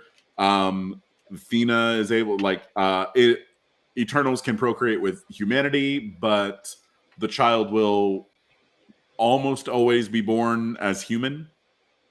But then Eternals who procreate with each other can have, and then in the comics, like the weird, because they retconned Thanos and Eros to be Eternals. Like originally they were just like from the moon of Titan, and it was like this colony of alien beings, and happened to be. So it's just like they retconned Scarlet Witch and Quicksilver from not being mutants and Magneto's children. That pissed me off. You want to talk about? So I'm sorry, that's changing the topic, but like a little bit. It just reminded me of that. It was like, like Wanda and Pietro in the comics have been the victims of so many retcons over the years. They so it started out when they were first introduced. They were just these pair of gypsy kids who were, orphaned. They, their parents, the Maximoffs, had been, they were on the run, and Magneto recruited them into the Brotherhood of Evil Mutants after saving their lives from angry villagers. And then we found out, like years later, that actually it wasn't the Maximoffs, were not their birth parents. They'd been adopted by the Maximoffs. Their birth parents were a pair of Golden Age Marvel heroes named The Wizard and Miss America. Swear to God, like World War II era heroes. Okay. From actual Marvel comics of that time period. like contemporaneous with the original Human Torch and Namor and Captain America and all that. Like they were their children, which then it was like, oh, well, Wizard was a speedster, so that makes sense for Quicksilver, and I guess the Scarlet Witch is just still magic, and no one really. She has the most like vaguely defined power set in the comics. It gets a little bit more in the MCU because it's like, oh, it's the Mind Stone, but also she already had potential for magic, but also anyway, she's chaos magic. She is the Scarlet Witch. That's a figure to be born and made, or I don't know, whatever. Then years after that, come to find out that no, in fact, when Miss America and the Wizard like found themselves on Mount Wundagore on that dark and stormy night, and were giving birth in the High Evolutionaries mountain base. This is like, and getting into all that is a whole other thing. That another woman had taken refuge there that night, who was Magneto's estranged wife, who ran from him afeared when she saw their first child together, whose name was Anya, was allowed to die in a fire because the people of the village that they were living in believed Magnus to be a demon, and they set fire to his home. He wasn't there at the time, and he came back and like tried to run in to save her, and they restrained him and knocked him out. So, but when he came to and saw that that they had allowed her to die, basically slaughtered the village, like just in pure rage. And Magda ran from him in fear, and found herself on Mount Wundagore on this same fateful, dark and stormy night. So where their children were exchanged in birth. Yeah, basically, yeah. I mean, it was like so Miss America's child was, I want to say it was stillborn, and Magda like gave birth to these twins, and then was just like, "Here, have one." Because they didn't know about each other. They were in totally different rooms, and Magda was just like, okay, cool. Now that I've like had these two people fall out of my vagina, I'm gonna go back on the run. And well, it's like if she's worried about Magneto, then she's probably like, these children are gonna be safer with somebody else. Yeah, she's like, here, watch over these kids.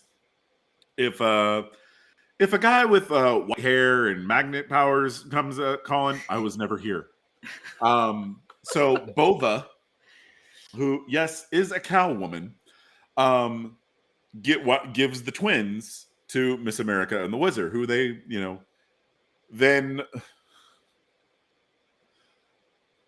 then they get into a car accident some years later, and the Maximoffs wind up adopting them because Miss America dies in the car accident, and the Wizard's like, I can't raise two kids on my own. Here, gypsy people, raise my children for me. That's not sexist at all. No, not at all. I got these children on my own. So then, years later, you get the then like most ham-fisted, like, and again, this is with how do X-Men relate to the Avengers again? That confused. In any number of ways. There have been X-Men who are Avengers. There have been so they are both teams in the Marvel universe who have shared membership and have and sometimes they have fought each other. Sometimes they have fought each other. Sometimes they have loved each other. Sometimes they have served on each other's rosters. But the X-Men are generally they have a very specific kind of mission of mutant equality, or at least, especially in more recent times, mutant protection and mutant advancement, because they're like, well, y'all don't want to peacefully coexist, so we're just going to go hang out on our super advanced fancy island with lots of alien technology, and we're going to sell y'all some free drugs that are going to make your lives a whole lot better. You promise Just not leave to. us alone. Yeah, just leave us the fuck alone. Y'all go live your wonderful little human lives until evolution works its course out and you all die off, and then we're just going to take over the planet when you're all gone. Cool? But for a long time, the goal was much more, it's like, oh, well, we need to protect humans from evil mutants, but we also need to protect mutants from evil humans, and kind of just generally be superheroes as kind of a PR move to further mutant rights. So the crossover aspect, like one of the biggest crossover aspects is with Scarlet Witch and Quicksilver. Yes. Because of the long history where they were supposedly Magneto's children. And and even before that got revealed, they joined. They were in Avengers. Yeah, before that, they were early Avengers. Yeah. They were in what was called at the time Cap's Kooky Quartet. Wow. So there was the original lineup roster of the Avengers, which was Iron Man, Thor, Hulk, Ant-Man, and the Wasp. That was the first issue lineup. Second issue comes around, and the Hulk fucks off. So it's Iron Man, Thor, Ant-Man, and Wasp are now the new Avengers. And then 3 or 4 issues later, they find Captain America's frozen body in the North Atlantic, thaw him out, and are like, it's the 1960s, Cap. You've been asleep for 15 years. It was a much less big deal at the time. But he joins their ranks, and eventually the original roster are kind of like, we want to go, like Iron Man's like, well, I got to go protect Tony Stark, wink. Right, because this was back in the day that he had a secret identity and nobody knew. As his own bodyguard. Yeah. And Thor's like, well, thou hast no need of me. Mighty Asgard, doth call me home. And Ant-Man and Wasp are just kind of like, no one really cares about us, so we're going to go do science and definitely not lose our minds and hit each other. Wink. No, Wasp never hit Ant-Man, so I don't mean for that to sound like it was a mutually abusive relationship. And he only hit her the one time. Yeah, but it was a big deal. Like it's been referenced a lot in later comics and stuff. Yeah, but it's kind of and I certainly don't mean to minimize domestic abuse in any way, but it's an incident in the comics that has kind of taken on its own weight and gravity. At the time he's struggling, and Hank Pym throughout even into the modern day when he's now Ultron, because comics, but he's always struggled with mental health issues, and he was stressing out in the lab and trying to get all this stuff, and Jen comes up and she's like, it's fine, you'll do fine, and he just kind of lashes out blindly and winds up striking her. Mm-hmm. He's not turn around and it's like leave me alone, smack. It's accidentally hits her. He's also very aggressive and very angry and has to deal with all these things, and winds up at one point when he has a kind of dissociative break, and that's where the character of Yellow Jacket first comes from. Was Hank Pym had this other persona kind of come out, keeps his identity a secret, so the Avengers don't even know that it's still him, and he manipulates Jan into a relationship with him again, basically steals her from himself.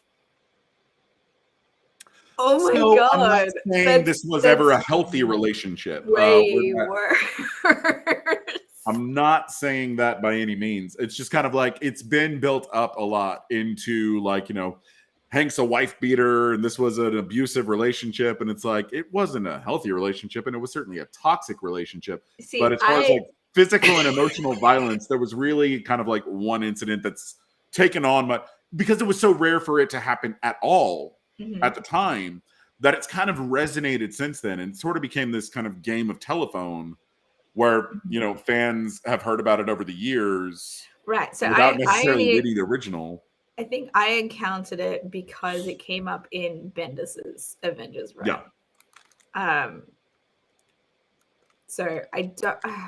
I feel like I've read the issue, like the original issue, since then. I think it probably was like as part of a collection that I read, but I couldn't for life of me remember which one, what book it's in. Maybe it was in one of Bendis's books because I read them all as trades that borrowed from the library and stuff. So yeah, and sometimes they'll throw in like, older issues that it's like, this ties into this in this way, and we need to pad out the page count so we can charge you. No, exactly, and that's how I know that Wanda and Quicksilver were fairly early on in the Avengers because I read one of those early issues as part of a collection. Yeah. There's no other way that I would pick up something like that because I'm like, they are so word heavy.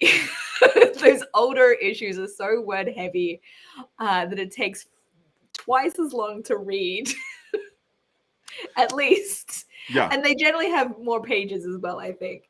And I I read the current, more recent stuff now because it doesn't take as long for me to read and get through. And like, I love looking for the I love a good story of minimalism, and Bendis is interesting to me, especially because like when Bendis is writing wordy, like he'll fill up whole pages with like word balloons. But he's also, I think, one of the writers who most frequently kind of trust the artist to tell the story, and will get out of the way and be like, this action sequence, just let the action sequence just be the action.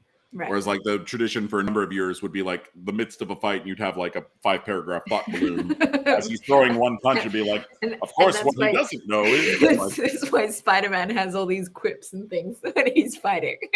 That I always like. It's fun, but it's different than what you were describing with Bendis's the fight scene in Bendis' story. Yeah, that's definitely something that I enjoyed. Especially with Alex Miller, his Daredevil run. Mm-hmm. Like those are such like kinetic and just almost cinematic fight sequences where like not a word will be spoken for the longest time. And a lot of times with those kind of things, especially the way that I kind of trained reading, like I'd blow through those and it's like, okay, got the visual information, that. And I think that was one of the first times I really kind of trained myself to like really take in and kind of control the pacing from like panel to panel. And I think that's something Bendis does really well in kind of the scripting breakdowns that he does of like, like if you're supposed to read it like, rapid fire, there's a lot of like really short panels like in a row. Whereas like if it's like, okay, this is supposed to take its time, it's like much more of a like, panorama scene where the word balloons will string their way through the whole thing of dialogue. But you're meant to kind of take your time and sort of walk and talk with it, as opposed to being it's like bat, bat, bat, bat, bat. And like playing with rhythm and pacing is something. I think that's what really distinguishes good writers and good artists from good comics writers and good comics artists. Because it's like you can, it's the draftsmanship and the storytelling across it. It's like you can just write up a script and be like, okay, here's what everyone does and says. Now go and draw it. Or you can, like, this is a gorgeous figure, in this amazing milieu, and they're, doing these ungodly superhuman things. But does it tell a story? And does it tell it effectively?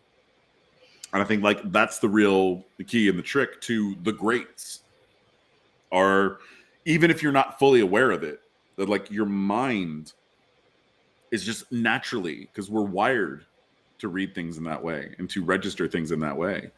And it's like, it's a cool, like invisible art of the comics. Because it's what I think Scott McCloud does an amazing series of books called Understanding Comics.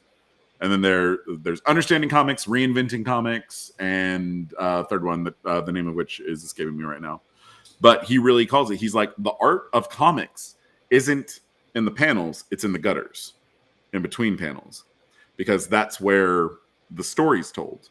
Because the mind, you look at one picture, you look at the other picture, and your mind has to fill in the gap. Your mind tells the story between those two panels. And I love that notion.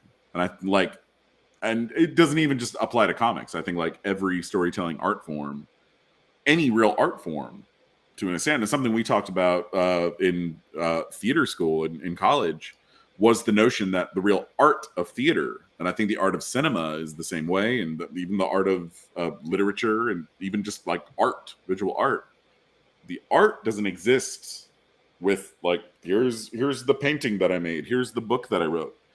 It's here. It's the relationship between exactly. The audience and I think comics do that. Like, I honestly think comics do that better than I think any artistic storytelling medium, because it's telling you a story on so many simultaneous levels and engaging your brain. Like, so it's not only, it's like, it's a weird feedback circuit, because it's not only existing of like, I'm reading words, that's telling me a story. I'm looking at pictures, that's telling me a story. My brain is filling in the gap between these two pictures, that's telling me a story. And then you get into all the like, well, then there's subtext and theme, and if you know all the lore, and that's, you know, the mythological thinking, and it's just, it's so amazing. And I love movies, and I love TV, and I love plays, and I love all of it. But man, just comics tickle my brain. Like, I love being told a story.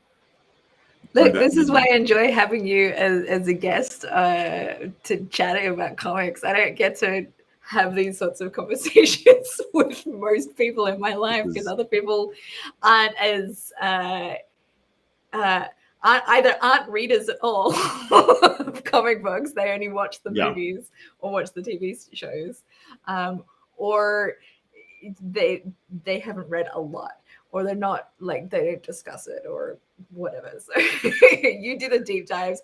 When I read comics, I'm just like, I speed through like almost an entire back catalog of a particular character. Right, that's kind of how I try to stick to a particular writer, and then I'm like, well, I liked this story, I guess I'm going to continue the run and see what happened with the next writer. And that, like, I just get into that kind of thing. That's what I'm doing with Daredevil right now.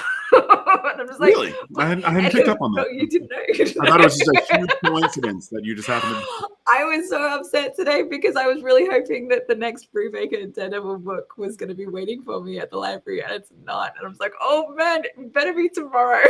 Like, I've been waiting over a week for this book.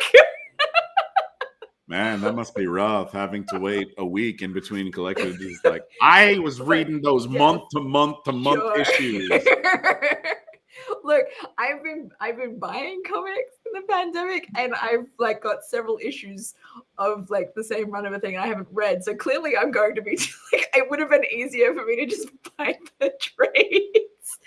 That was one of the big things that made me eventually switch over. Just I think like 3 years ago, I think was when I first made the switch, because like it had been I used to get everything, you know, single issue, because that was just, you know, I was like, I had to feed the habit. And then I switched, and I would get my Marvel and DC stuff, I'd get in single issues, and like indie, small press, Vertigo stuff, Image stuff, I would all get in trade and collected. I feel like I've been doing the opposite. Like I get more indie and smaller title stuff as single issues than I get Marvel stuff now. I think my justification for it is that these are the ones that like need support in a way, because they might not continue otherwise. And that's kind of tends to be my decision for what single issues of Marvel stuff I do buy, is like, I want to make sure that this series continues, otherwise it won't, because that it's more like the diverse characters that get the short end of the stick sometimes. Like, the thing that I do appreciate, the thing I appreciate, I think, from Marvel and DC right now especially, is that, you know, they're running a business, and I get that. You know, it's like, if the sales aren't there, you know, you gotta, you know, shake things up, you know, here and there. And, you know, and I get that. And I've lost so many favorite books that way. But I think it would be so easy as a business for them to look at those sales and take the lesson of lacking diversity. Like, nobody's really into this. Let's move back to the model that worked and, just get back to, those stories. But really, like, they not only keep telling the stories of these diverse characters that they've introduced, they keep introducing more diverse characters. And I think, to my mind at least, I'm not in the boardroom and I don't really know, but I think like the reasoning behind that, and it's such a tough, and this has been like the weird thing with the comics market for years, is like appeasing old fans and retaining them and building new markets. And it used to just be, well, we'll just get more of the, like young straight white guys. And, it's like, well, and if we can get some like young straight black guys, There's and only a few of those. Like, yeah, how many more of those can they add to their readership?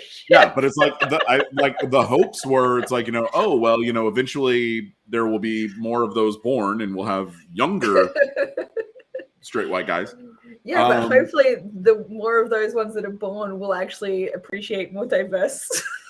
Yeah, well, I mean, I'm like, that's where I am. It's like I'm the cis-headest, whitest, guyest, cis-het white guy you can really have. Like, but I appreciate diversity and inclusion so much, and like I like to support it. Like, if I don't like a book, I'm not going to buy it. But like, if all things being equal, I have access to plenty of superheroes who look like me. And there will never be a shortage of superheroes who look like me and who have my life experience and my interests and my cultural background.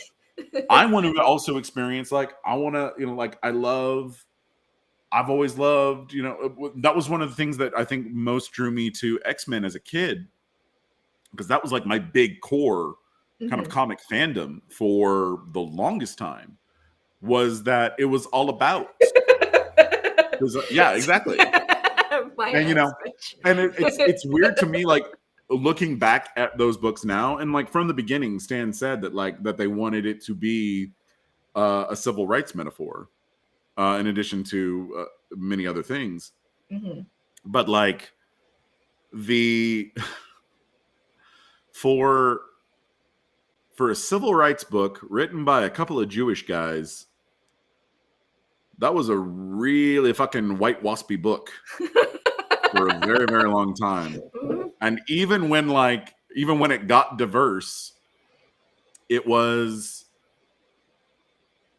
you got, the original X-Men kind of retired and the new ones came in, and diversity at that time was, it's like, okay, we're going to have a black woman, Storm, and there's going to be a Japanese guy and a Native American guy, and then like a Russian guy, a German guy, an Irish guy, and it was like, there's a lot of guys. Still white, very, very white.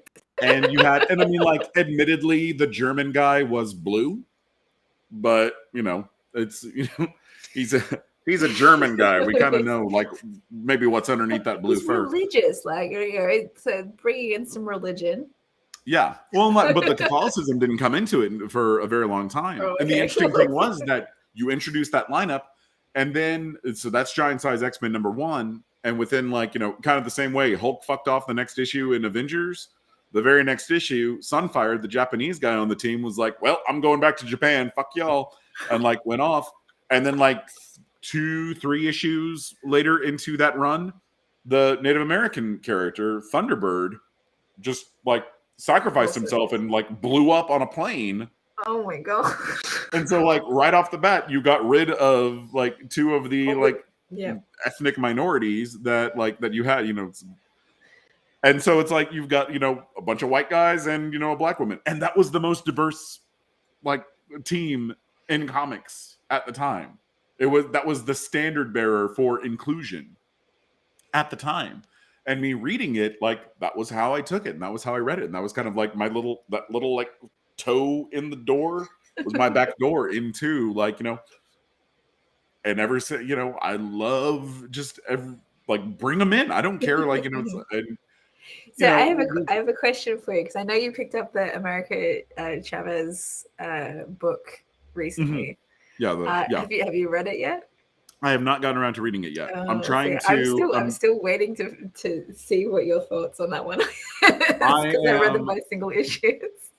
I'm working my way. So I got. So I have all these stacks of comics. Just like in me. my room. Yeah. And I have my Marvel I have my Marvel stack, I have my DC stack, and then I have my like indie stack, and then my licensed character stack, which is like my Star Wars, my Conan, my Buffy comics. Excuse me. So I got my Marvel stack down past like all the new stuff. I've still got some like older stories I've already read, but I bought a new editions that like I haven't gotten around to reading yet. But I was like, let me get through all the new stuff, and then I can read old stuff.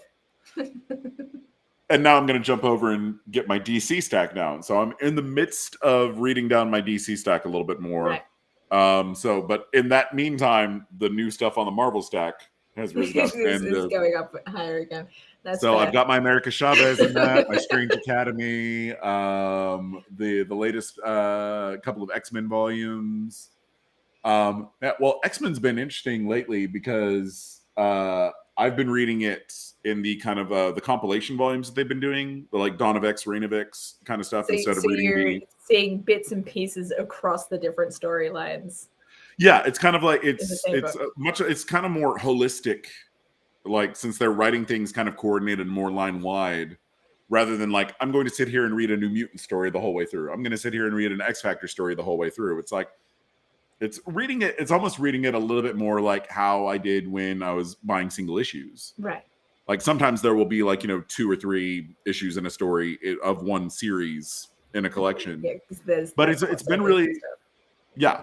And it's been a lot of fun like reading it that way and kind of approaching the stories line wide like that. But I got to the end of my Dawn of X collections, and in between the Dawn of X volumes and the Reign of X volumes, there was this crossover that was X of Swords, which has not been collected in trade yet.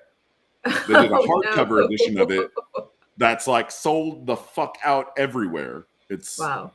If you can find it, it's expensive as fuck. And so I'm like, and because I do plan on buying when it does come out in trade, I am going to buy it. But until I get it, my Reign of X stack is now increasing, and I'm like, I can't read them because I'm missing like 2 or 3 months of story in between. So it's I don't understand the logic there, but I have chosen to read this current story arc of the X-Men stuff in the other way, like the different titles collected together. And like I wasn't intending on reading them all, right? But I read Fallen Angels. I finished it yesterday, I think. And it was yesterday. And I learned a spoiler thing from that was in X-Force. And I was like, oh, I have to read X-Force. And then I'm like looking at the back like of like the covers of all the other titles and stuff. I was like, oh, but my favorite characters are in Excalibur, so I guess I need to read that. So I'm at the point I was like, well, I guess I could have read it in the other Fallen Angels. Fallen Angels was okay for like a standalone thing. I didn't really. It's definitely. I think it's been the weakest of the kind of run, but it was also like right at the beginning. So I was like, all right, let's get to that out of the way, and then like. They each kind of, the cool thing with it, and it was something I think the X-Men line struggles with here and there. I think definitely when I was a kid and reading kind of across the line, it was tough giving each book its own voice and style. And like why does this book exist? Is it just, it's like, and here's just another book of mutants. And it's like, okay, here's the book of mutants who work for the government, and here's a book of mutants who are like a little bit more violent, but not so violent that they're not good guys. And like the X-Force, basically, yeah. And it's like, and they've gone through periods where it's like they've definitely been able to find their own style and tone But and voice. Generation And then, X was obvious because like this is the students. yeah, that was more unique. I mean, yeah, and that's kind of been that's the really cool thing I've been digging about this particular run is that even if you're not into everything that's going on with the X-Men books right now, like there is more than likely at least one X-Men book out there for everyone. I bought the first trade of Marauders because I enjoyed Jerry Duggan as a writer for Deadpool, and B, I just dug the idea of X-Men on a pirate ship. Like, and I haven't read it yet. So I still haven't read it. I'll say Marauders is interesting for me because I was kind of in the opposite. Like, Jerry Duggan for me hadn't really hit with any of the stories I'd read from him up to that point. Mm-hmm. But kind of the same way you were talking about Excalibur, it's like you've got Kitty Pryde, you've got Iceman, you've got Nightcrawler, like you've got Storm, like these are a lot of my favorite characters. And I was like, okay, I'm on board. And again, I was reading them in the compilations. So it's like, whether I want Marauders or not, it's in there. Fair enough. And reading it, like, I was really digging it. The only thing that, like, rubs me weirdly the wrong way is just the kind of, like, the weird, and I know you haven't read it yet, so, like, this isn't a huge plot. This isn't a plot spoiler necessarily.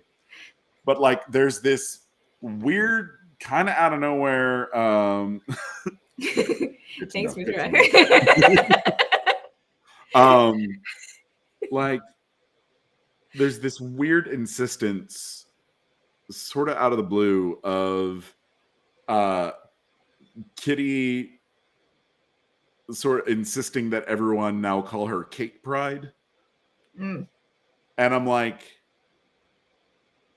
and it felt so weirdly out of left field, and kind of like it was like the most like, here's something the writer wanted to do, because it's like, I guess it's supposed to be like, and it's like, oh well, she's a grown woman now, she wouldn't call herself Kitty. And I was like, cool, you got Iceman on your team now too. Are we just gonna call him Bob Drake? Dude, Robert Drake. I am Robert Drake, the Iceman. And I'm like, it's just weird, like selective. And the cool thing that I've found about it is different characters' kind of approaches to it, because some will be like very much like, it's like, no, you said call you Kitty now, so we're gonna, or you said call you Kate now, so we're gonna, call you Kate. And then like friends who've known her a lot longer are just kind of like, it's like, no, I call you Kitty, you're Kitty to me, like that's, and they kind of default to it. So it's not just across the line, just like everyone call her Kate now, it has to be Kate. And it's so I've to borrow a line from Coming to America, is like, Mama call her Kitty, I'ma call her Kitty. It's it's just a fictional character, and eventually it's like she's iconically Kitty Pryde. Like it's just it rings like truer. I just kind of say, I'm like, Kate Pryde. Like if I had a friend also, like, who I called Kitty. Like, it's the cat first and last name, right? Because you've got Lion Prides and Kitty. Yeah. So it's like it fits. Yeah, it's a Kitty Pryde, but it's like it flows better. It's just like Kate Pryde. And I'm like, and the fact that the only other time that Kate Pryde, she's been called Kate Pryde in any of the continuity, is in the like Days of Future Past dystopian timeline where she's like a middle-aged woman living in a concentration camp. And I was like, is this really what we want to be evoking here? Like, I'm like, so if I had a friend who I called Kitty and who told me, I would like for you to call me Kate now, I would 110% respect that choice. And I would probably slip up from time to time in the very beginning, but I would respect that. But like, but she's still like Kitty to me, and she's Kitty in other media, and she's Kitty in like the freaking Marvel game I play, and I'm like, so even Marvel's not like consistent about it. So I'm just like, in like 5 years time, it's gonna go back and be, it's like, she's gonna have like some big storyline where she's like, I'm reclaiming Kitty, and like, so I'm like, okay, you're Kate for now, but really you're Kitty. So it's like, I know, but it's other than that, like that's the one complaint I have about that book. Otherwise, it's so good. It's so good. It's probably one of my favorite of the X-Men books. And brought me around and got me to try Duggan's Savage Avengers, which is I've only read his Deadpool. That's all I've read of his. I was never super into Deadpool. Like, I like the movies. He had a really touching story of Deadpool that I remember reading it and being like, wow, I never expected a comic book to treat suicide in such a dramatic and touching way, especially in Deadpool. I mean, like, he was kind of created as the most shallow 90s superficial cool-looking character. And, and I was the target audience for it at the time. And I was reading X-Force and all the Liefeld stuff and all the X-Men stuff. And even then, I was kind of like, I don't know. It's just like, okay, that's Deadpool. And, like, everyone else was loving it. And I was just like, okay, this isn't, like, I don't get it. And then other writers have kind of expanded him so much. Not a lot of them in a way that, like, really resonated with me. The one who really brought me around on him initially was Gil Simone, who had a great run with the character. I have not read her Deadpool. I didn't even know that she she brought him into Domino. That's my exposure to her writing Deadpool. Yeah, so that was like the Deadpool I've read is Daniel Way and Jerry Duggan and Kelly Thompson. Who was after. I still haven't read. Like, I can't find the collections of her run. I didn't think her run had been collected yet because I haven't been able to find it. I don't know that it has. I read them as single issues, so I have no idea. I was waiting for it in collected volumes, and I kept not seeing it. And then I was just like, well, let me see when it's coming out. And apparently, they collected the whole run in like 2 volumes already that have like come out. And I was like, you missed it. How did I miss this? So, like, I don't know. Like, I haven't seen them at my shop for sure. So just request them; they'll get it in for you. Oh yeah, no, I have like my shop is great, and they always take really good care of me. And I'm friends with a lot of the people down there. Austin Books and Comics, shout out for Mithra, who lives locally to me. So yeah. Cape and Cal Comics in Oakland. What was the name? I'm trying to remember the name of the shop we went to when we were there. In San Francisco. Yeah. Because it was a pretty cool shop. Yeah, I've had people tell me about a store in San Francisco that I haven't been. And it was in walking distance of our of where we were staying. Well, see, there you go.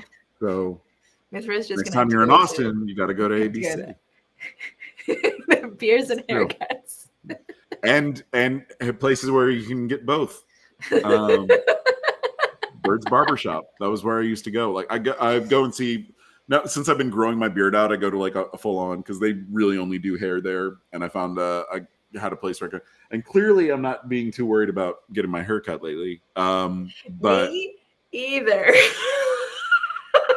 It goes into the other camera screen. My sister. I had it grown down like halfway down my back over the course of the pandemic, and then my sister wanted me to get it trimmed up for her wedding back in April. Mm-hmm. And I've gotten it cut one more time since then. I had it kind of like just below my shoulders. Now it's right there. So I'm maybe a month or 2 out from being due for another one. But I go to this other place that like does. My hair has not been cut in almost 3 years. It's impressive. It's impressive.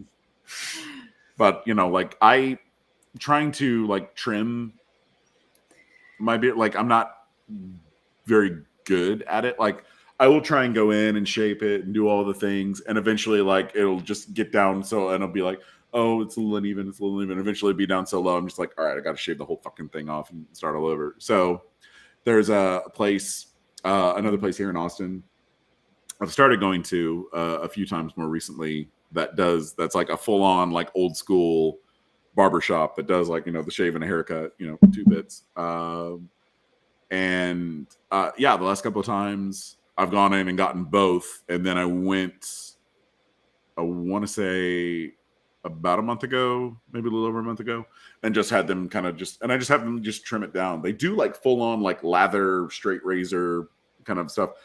And at some point, I want to do that because I've never had one of those before, and I've always kind of been curious. I'm very nervous about it too because I've seen way too many mafia movies. Straight. And I'm a big Sondheim fan, so I'm like listening to Sweeney Todd all the time, and I'm just like, I'm gonna wind up as a pie.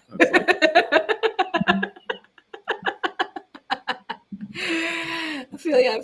It's like, I'm glad I don't have facial hair, so I don't have to worry about that. Man, I didn't for the longest time. Like this is a very recent phenomenon. Like I was babyface for the longest time. Like all I could grow was like a little patch like right here. I don't know. Excuse me. Sorry. I'm gonna have to go get something to drink here in a little bit, actually. Or we might need to wrap this up here. Probably. I've finished the Lego like 45 minutes ago, so it's fine. I mean, I love talking about comic books with you. So same. I was just kind of like, we've been going for a bit. And about to wear my throat out. I completely just blanked on what I was going to say. Oh, right, the beard. I don't know if you've watched my show Battleground on Hulu. But if you ever want to see what I looked like 10 years ago when this was all I could grow, because I filmed that show for 2 months, and I think I really, to stay consistent, so that there was no continuity error in my facial hair, I think I had to like shave once, maybe twice that whole time, just all the way down. And most of it was just kind of like just trimming this down to be like, because all I had was just like right here on the edge of my chin, just literally like the 3 little pigs, not by the hair of my chinny chin. That's all I could grow. And it was just like a little. Give it a shout out to the name of it again, just to be very clear to anyone who's watching if they want to check it out. So to our many viewers out there, if you'd like to see, it's called Battleground. It's on Hulu. It was Hulu's first original scripted program. Wow. Back in 2012, and. Additional self-promotion. If y'all dig it and you want to know more about it, if you like the show and you want to know more about it, there's actually one we only got 1 season on Hulu. They canceled us like right before we were going to start filming our 2nd season, and but we did the beginnings of a 2nd season in podcast form, like 5 or 6 years ago. So you can find those if you look for Battleground or The World at Large on most podcasting formats. It's pretty easy to find, or just look for Battleground Season 2, and it'll seem like it's another podcast, but that's kind of like, it's supposed to be like the show is a mockumentary. So it's like at the beginning of every episode, it's like, it's like, we'd like to thank the members of the Samuel for Senate campaign for allowing us to follow them. It's like, it's not real. So then with the podcast, they tried to keep that going with so they invented a fictional British political podcast that was following the same campaign team onto their next job. And if you like those, we're shooting for February, but I have been putting together my very first podcast that I have produced myself. I've been a guest on a few, and I'm actually co-hosting one right now that my friend Doug created and asked me to be a part of. That's called Let's All Go to the Marvels. That is us just like watching every Marvel movie that's ever come out, not just MCU, but like our first one was Into the Spider-Verse. Next one we're going to do is the first X-Men movie, and in between we did Iron Man at the beginning of this month. So when are you going to touch on Ben Affleck Daredevil? Eventually, and I'm going to defend it. No, I like that movie. Good. Because when I posted about Daredevil recently, I had a friend who was like bad mouthing that movie. I'm like, what? I have it in 2 different forms on DVD. I have the original on DVD. Exposure to it. I have the original on DVD, and I have the director's cut Me digitally. too. It is. Oh, I have them both on DVD, but yeah, I have both cuts. In retrospect, going back and watching it, it is a deeply flawed, like great movie. I'm really curious to still fond of rewatch it. Now that I have seen the Netflix series and have been working my way through all the Daredevil writers. I think it was definitely a lot. I think a lot of my fondness came out of the fact it was definitely right at that cusp of the period where there weren't a lot of other superhero movies. So at that time, it was like anything we got that was like not terrible was, to my mind, kind of great. And going back and watching it since then, I'm like, okay, that doesn't make sense, and that doesn't hold up well, and that visual isn't awesome, and that motivation isn't the most fleshed out. I still have a lot of fun with it. And we'll go back and rewatch it. I think the Netflix series is much better. But yeah, I have fondness for it, kind of warts and all. I'll still go back and watch the Dolph Lundgren Punisher movie from like the late 80s, early 90s. That is terrible. It's terrible, but I love it. And I will go back and watch it, and I can still quote scenes from it because I watched it so much as a kid.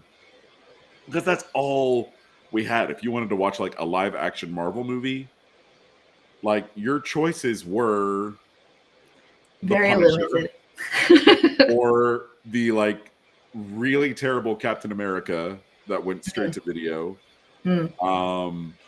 If you can find a copy of the Roger Corman Fantastic Four. That they made just to keep the rights. Wow. It was never intended to see the light of day, but nobody who made it knew that. Isn't that what happened to the Garfield Spider-Man stuff? Like they made that because they wanted to hold on to the rights? I mean, I'm never going to badmouth the Mark Webb films, especially because he was an executive producer on Battleground, but also because I genuinely I think those movies are really pretty great. I'm not saying it as a judgment of the films. I'm saying it like, isn't that why they were made? Because they wanted to stay. I mean, they also wanted to,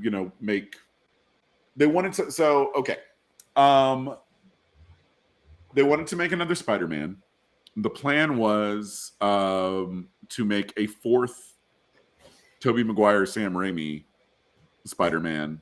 But Raimi had kind of a terrible time making the 3rd one because he had so many kind of edicts about the movie. Like he wanted the movie to be like Sandman and like Harry kind of becoming the new Goblin, Hobgoblin, whatever, they were going to call him. They were like really insisted on him having Venom in it and shoehorning in all these other elements of the mythos. And it becomes a very like there are still elements of that movie that I really enjoy, but it's a very weak film overall. And it kind of spoiled a lot of people's enjoyment on it, and then they were kind of like, well, now do this with the movie instead. And Remy was like, no, we know that this doesn't work when you tell me what to do. Just like, let me tell the movie I want to do. And it was this back and forth, and he walked away, but it was like they'd already kind of had some of the wheels turning in terms of like production. They were like, "Whoa, we kind of gotta do this right now," and so they were like, "Well, let's just go back to the drawing board and make a new movie." I mean, yeah, part of it is holding on to the rights of it, but I think that they legitimately also wanted to make new Spider-Man films to make them good, and I really like those movies. I think the second one has some problems that I think are a lot of the same problems that the third Raimi film had, where they were just trying to do too much with it and trying to it's really, especially since Avengers, but really kind of since Iron Man, everyone's been playing catch up to Marvel Studios. Everyone's trying to play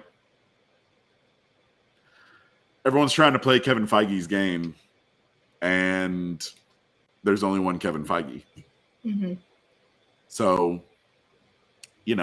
all Mark Webb wanted to do was make some enjoyable Spider-Man films with some really enjoyable Spider-Man geeks and actors. I mean, Andrew Garfield loved fucking Spider-Man, and he's talked about it since then. Especially doing the second one, he had a miserable time doing it because it was so we got to set up the Sinister Six and we got to set up this universe, and we're gonna have too much.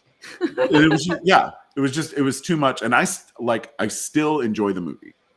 I still think it's an unfairly maligned and underappreciated movie, but I do think it suffers from trying to do too much and just being a little too busy. And you've got to really streamline that. I think the emotional story is still there, but I think that they were trying to get too many plates spinning, and it's kind of a big part of my fear with what they're doing still with the franchise, even without Spider-Man. You've had 2 Venom movies, which, I mean, the first one was terrible. I'm just going to say it.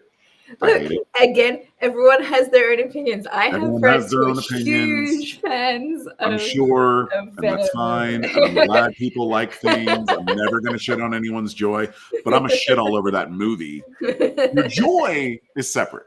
And please go enjoy the movie. Please go enjoy this steaming, flaming pile of shit-covered garbage that is that movie. I'm glad you enjoy it, but it's shit. And I don't say that about a lot of things. I like to find the positivity. I like to find the joy. I like to, it's well, I had some problems, but this worked well. The one thing I can say about Venom... Mithra liked Venom too. And I'm glad. I'm glad that you like that piece of shit movie. I'm very, very happy about that. I'm similar in that I don't like to shit on things that other people like as well, but I was shitting all over Kevin Smith's Daredevil story. Man, you were. Because it was terrible. Man, I was and I felt bad. I legitimately felt bad because I was the one who was pushing it. I was oh, you got to read Kevin Smith's Daredevil. Look, but so what the positive thing I got out of that was that it was possible for me to dislike something I about a character that I enjoyed, right? So it made me realize I wasn't just enjoying the other Daredevil content because I like the character, right? It was because I was enjoying specifically the writer's take on the character. Yeah. So that was my appreciation for Kevin Smith's run, because it was oh, you help me appreciate that it's not just the character, it's also the writer. And the artist, I guess, as well, because Joe Quesada was the artist on that one. Yep. And then I read Joe Quesada story where he was the writer and the artist, and I was like, the art. I was like, ugh. So I'm like, well, maybe it's not just the story, maybe it was also the art that is like a combination. It wasn't just Kevin Smith.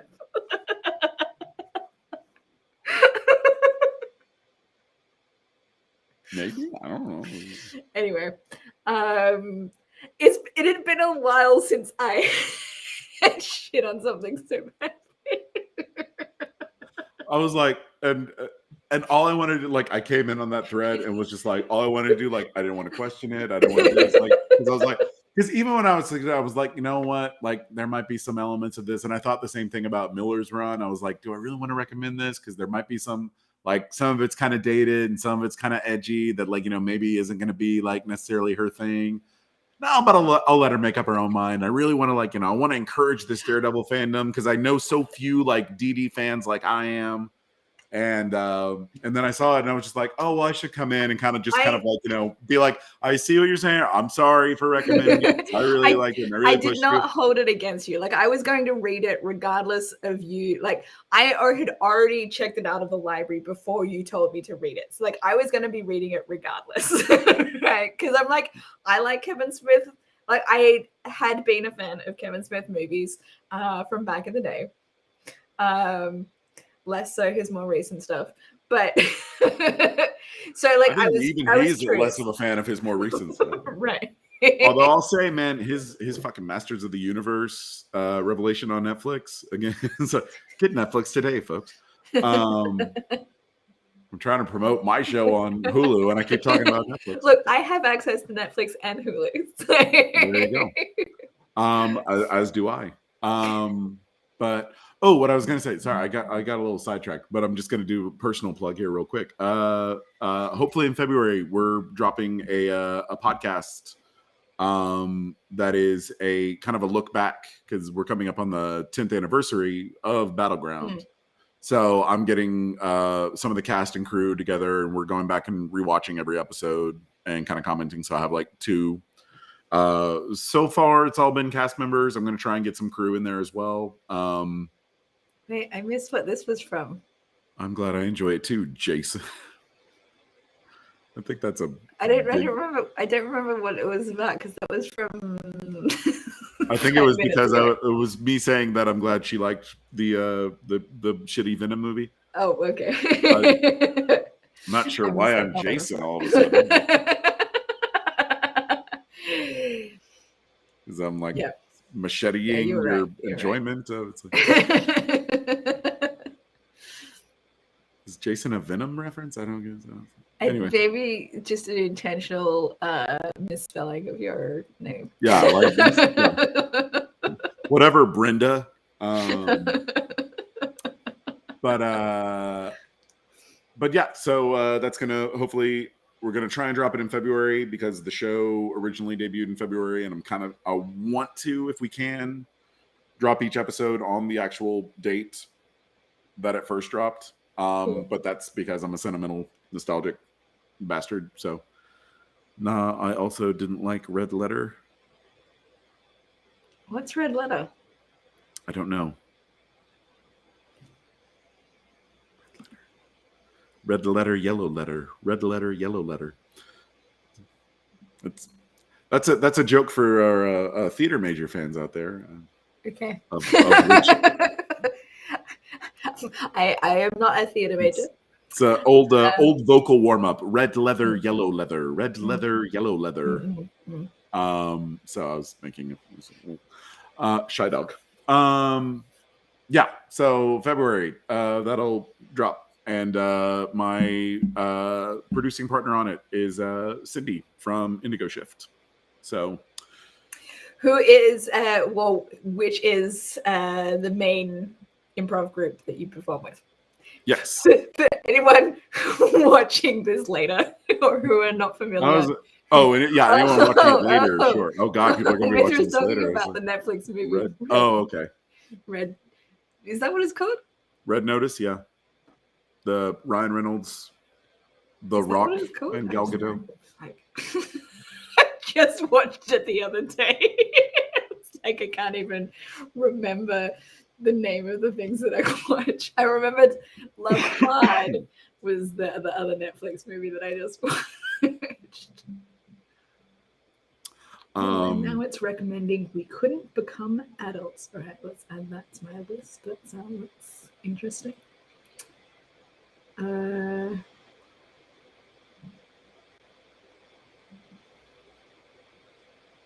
Yeah, okay, Red Notice. That's correct.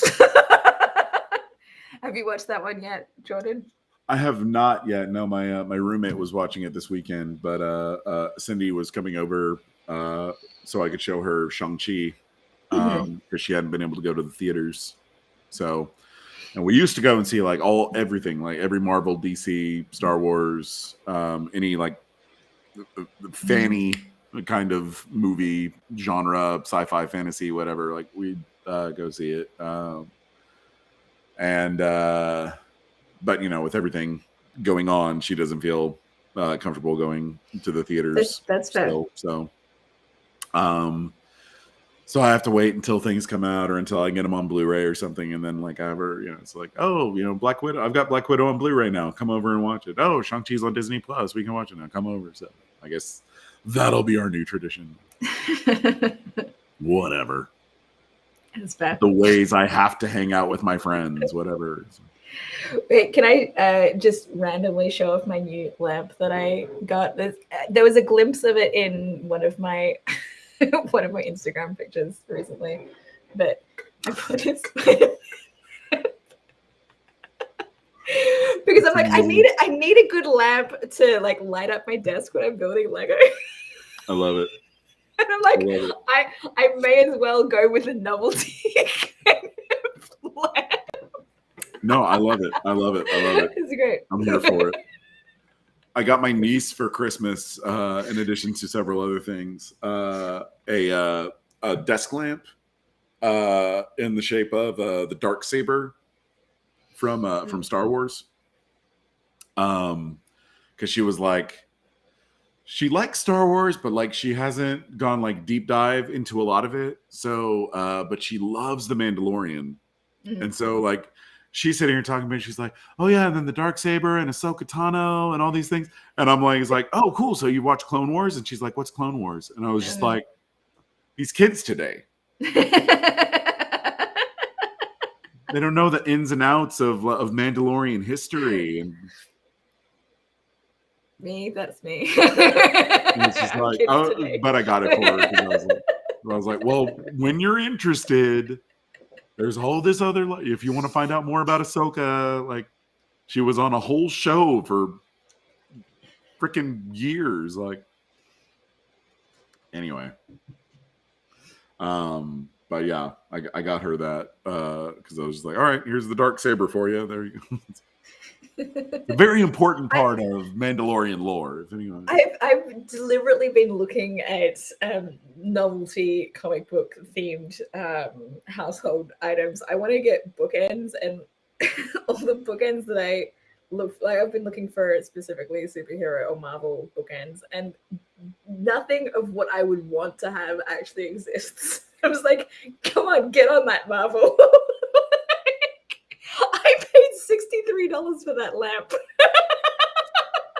Like, you could make a lot of money. It's true. I've seen some good ones. They used to do. I don't know if you've read any Sandman, but not yet. So you saw my picture where I borrowed it from the library. I have not yet read it, but I didn't know if you'd started I haven't checked out. I don't know if there's Daredevil stuff. There's a lot of really great Sandman kind of decor and merch that they've released over the years. Most notably bookends with a few different characters. So if you can't find good Marvel stuff, and once you read Sandman, if you're into it, you might be able to find some good. I feel like it would be necessary to have the Sandman books if that was what I was going to have. I mean, that was specifically why I was looking at Marvel stuff, is because I have a lot of Marvel comics that it would make sense to have next to it. I thought you were just saying in general you wanted to have some bookends. At this point, I'm probably going to easily fill up my shelves that I have. I need to buy a new shelf, and I know what I want, but it's not out of stock at IKEA right now, so I have to wait. And I'm like, email me when it's back in stock. Let me know. And I think I filled out that email when it's back in stock twice because like that's how much I want it. Man. But like it's one that comes in different sizes, right? And so the other sizes are in stock, but I was like, I don't want that particular dimension because I want to use it as like I don't want it too high because the one that's in stock is higher than the shelf that's behind me. Okay. Like a little bit higher, right? And I feel like that is the maximum height that I would want to have if I want to display stuff on top. Yeah. And so that's my primary reason for not getting the other, because I want to use it for like displaying all of my things, like my Legos that I currently have no room for. And it's the depth of it is like just the right size because it's open on both sides. But it's just the right size to put my comic book short boxes in, which I currently do not have quite enough room for in my closet, which is just in here. And I'm like, I need more room for that too. So I'm like, this is perfect for all of the things that I want to have on display that can be like a partition in the middle of my room. Makes sense. So, waiting. It's meant to be later this month. So I'm just like, please soon. I'll add mine to yours. Thank you. So I can feel my throat is about to give out, and I'm going to lose my voice. Let me just show off. And my roommate is like, I think probably we're making. I'm being too loud, which the losing my voice thing will solve. But it's almost midnight there, so it's yeah. Let me just show off the Deviant now that he's finished. That's so cool. That's so cool. It's like movable, posable arms. Ooh, he can walk. Anyway, and his head moves. Ooh. So in conclusion, go see Eternals. If you haven't already, and you don't mind the fact that we go see it twice. See, Mithra says, good day, folks. Thank you for joining us, Mithra, and chatting with us when you had something to say. It's always nice to have someone commenting, but it's also not necessary if people don't want to. If people just want to tune in, that's totally fine too. Yeah. We have such interesting things to say. Just listen to us. I just love talking comic books with you. We're always talking about different things. It's always something to talk about because of our vast or rich number of comics that we've both read. Yeah, no, I love them. I love comics. I love superheroes. I love movies. I will just and if I don't have someone else to talk to about them, I will just talk to myself about things. I don't get to that extent. I put it on Facebook instead. See if anyone says anything. That's fair. And you get more responses doing those than I typically get on mine. So kudos on that. I think my friends have just given up on. They're just like, okay, yeah, we get it. Maybe I just haven't posted about it enough yet that I haven't bothered too many people or enough people. Just know that your friends, however good friends you think they are, they've got a threshold. I'm sure they do. But right now, they seem to appreciate how over the top I get. But I mean, some of them are kind of, I'm pretty sure some people are at the point they're ignoring my Daredevil posts. Most of them are.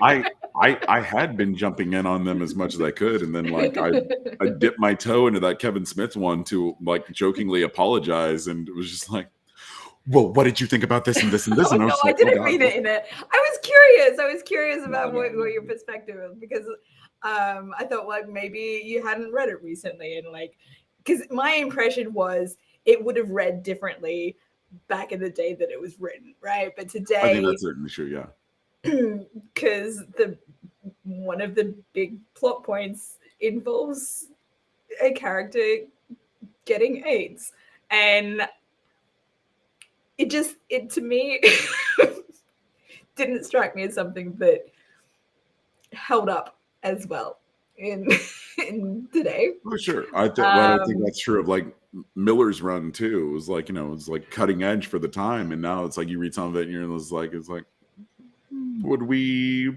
do that now? Maybe not, but maybe that, like, I think that's true of everything. It's like the old example, like it's like, well, you couldn't make Blazing Saddles today, and I'm like, well, that's probably true, but like maybe that's for the best. Like you could make it then, which was good at the time for then, but like you would make something different now. Like that's kind of the nature of like art and humor, and like anything that's really subjective, it changes with the taste of the time, and different things need to be provoked, things need to be commented on, and it's just like, it's what gives things kind of, I think, when you talk about, periods of film and art, like hell, the shit that's like in, Shakespeare's plays, like a lot of it, wouldn't fly today. If someone like handed in Merchant of Venice as a screenplay, he's like, why are you handing me this anti-Semitic nonsense? Like, a pound of Merchant of Venice movie made, not that, like a guy with Joseph Fiennes in it. Well, that's a really, really fucking good movie, though. I fucking love Shakespeare in Love. No. Merchant of Venice with Joseph sorry. I thought I just heard Joseph Fiennes, and I was like, no. I'm pretty sure he was in Merchant of Venice. Yeah, the one with Pacino. I mean, I saw it specifically because of Joseph Fiennes. I'm pretty sure he's in it. And if I'm wrong, then I'm like, well, who did I see it for then? Honestly, I don't think I've seen it. I was just talking about it. I had my friend Dylan was in town from LA a couple of weeks ago, and it came up in a conversation, and I kind of had to like back out a little bit, and like she and a friend of ours who are, both huge Shakespeare nerds like I am, but like they'd both seen the movie and I hadn't. So I was like, I can't really comment on the movie. If we want to talk about like the play some, I can definitely have some insights. But they were like, oh, Pacino's performance, blah, blah, blah. And I was like, oh. I honestly don't remember the film at all. Apart from, Venice and canals. I remember because I remember seeing like trailers for it when it first came out, and like the thing that I thought was so interesting was like that it looked very bleak and very dour and I was like, and it was an interesting question in my mind, and I think it's something that poses a challenge to people who stage it now, similar to the problem that people have with like Taming of the Shrew, is like these are like classic themes and characters and everything, but Merchant of Venice is like written as a comedy. Like it's got a lot of like really heavy kind of themes and very rampant anti-Semitism throughout it, but at that time it was written like as a comedy, which meant a different thing at that time than it means now. It had more to do with not so much, jokey comedy as like, oh, things are a little more lighthearted, and tend to end happily for the characters. But like most interpretations I see of it now, both in that film and on stage, really do kind of approach it from more of a tragic bent and try to turn Shylock into a sympathetic character who is legitimately aggrieved by these, like young Gentiles who are trying to cheat him out of like all this stuff. And it's like, it's very, it's interesting. Just like what was acceptable in one time period doesn't necessarily fly in another. And but like those things are still classics now. So it's like, do we approach them with a modern understanding, or do we try to, like, we're going to portray it as it was to better understand it as it was, or do we just leave it as an artifact of the past and like not touch on it at all? And I mean, like, I don't think there's an absolute answer to it. I think it's an interesting question to continue to examine. Yes. Anyway, I need to let you go. Yeah, same. Better go watch more She-Ra. There you go. I have comic books to read before I borrow more Daredevil from the library. Read some of the things that I picked up from the past month. Go get on that. Yeah. Thank you so much for joining me again. Thank you for having me again. I always have fun. I say again, but anyone who's watching this, unless they're on a filtered Facebook group, cannot see any of the past appearances. Anyway, so thank you, and hopefully we'll have you back again when you're not busy at some point. Yeah, well, I mean, have a lot on your plate. Yeah, I mean, most of it's life stuff, so, and truck stuff, and but hopefully I'll have more projects in the near future, and then we'll have breaks from those projects that I can come and guest. Yes, be the best of both worlds. Great. All right, thanks, and thank you to anyone who is watching. Pleasure to have you viewing. Bye. Good to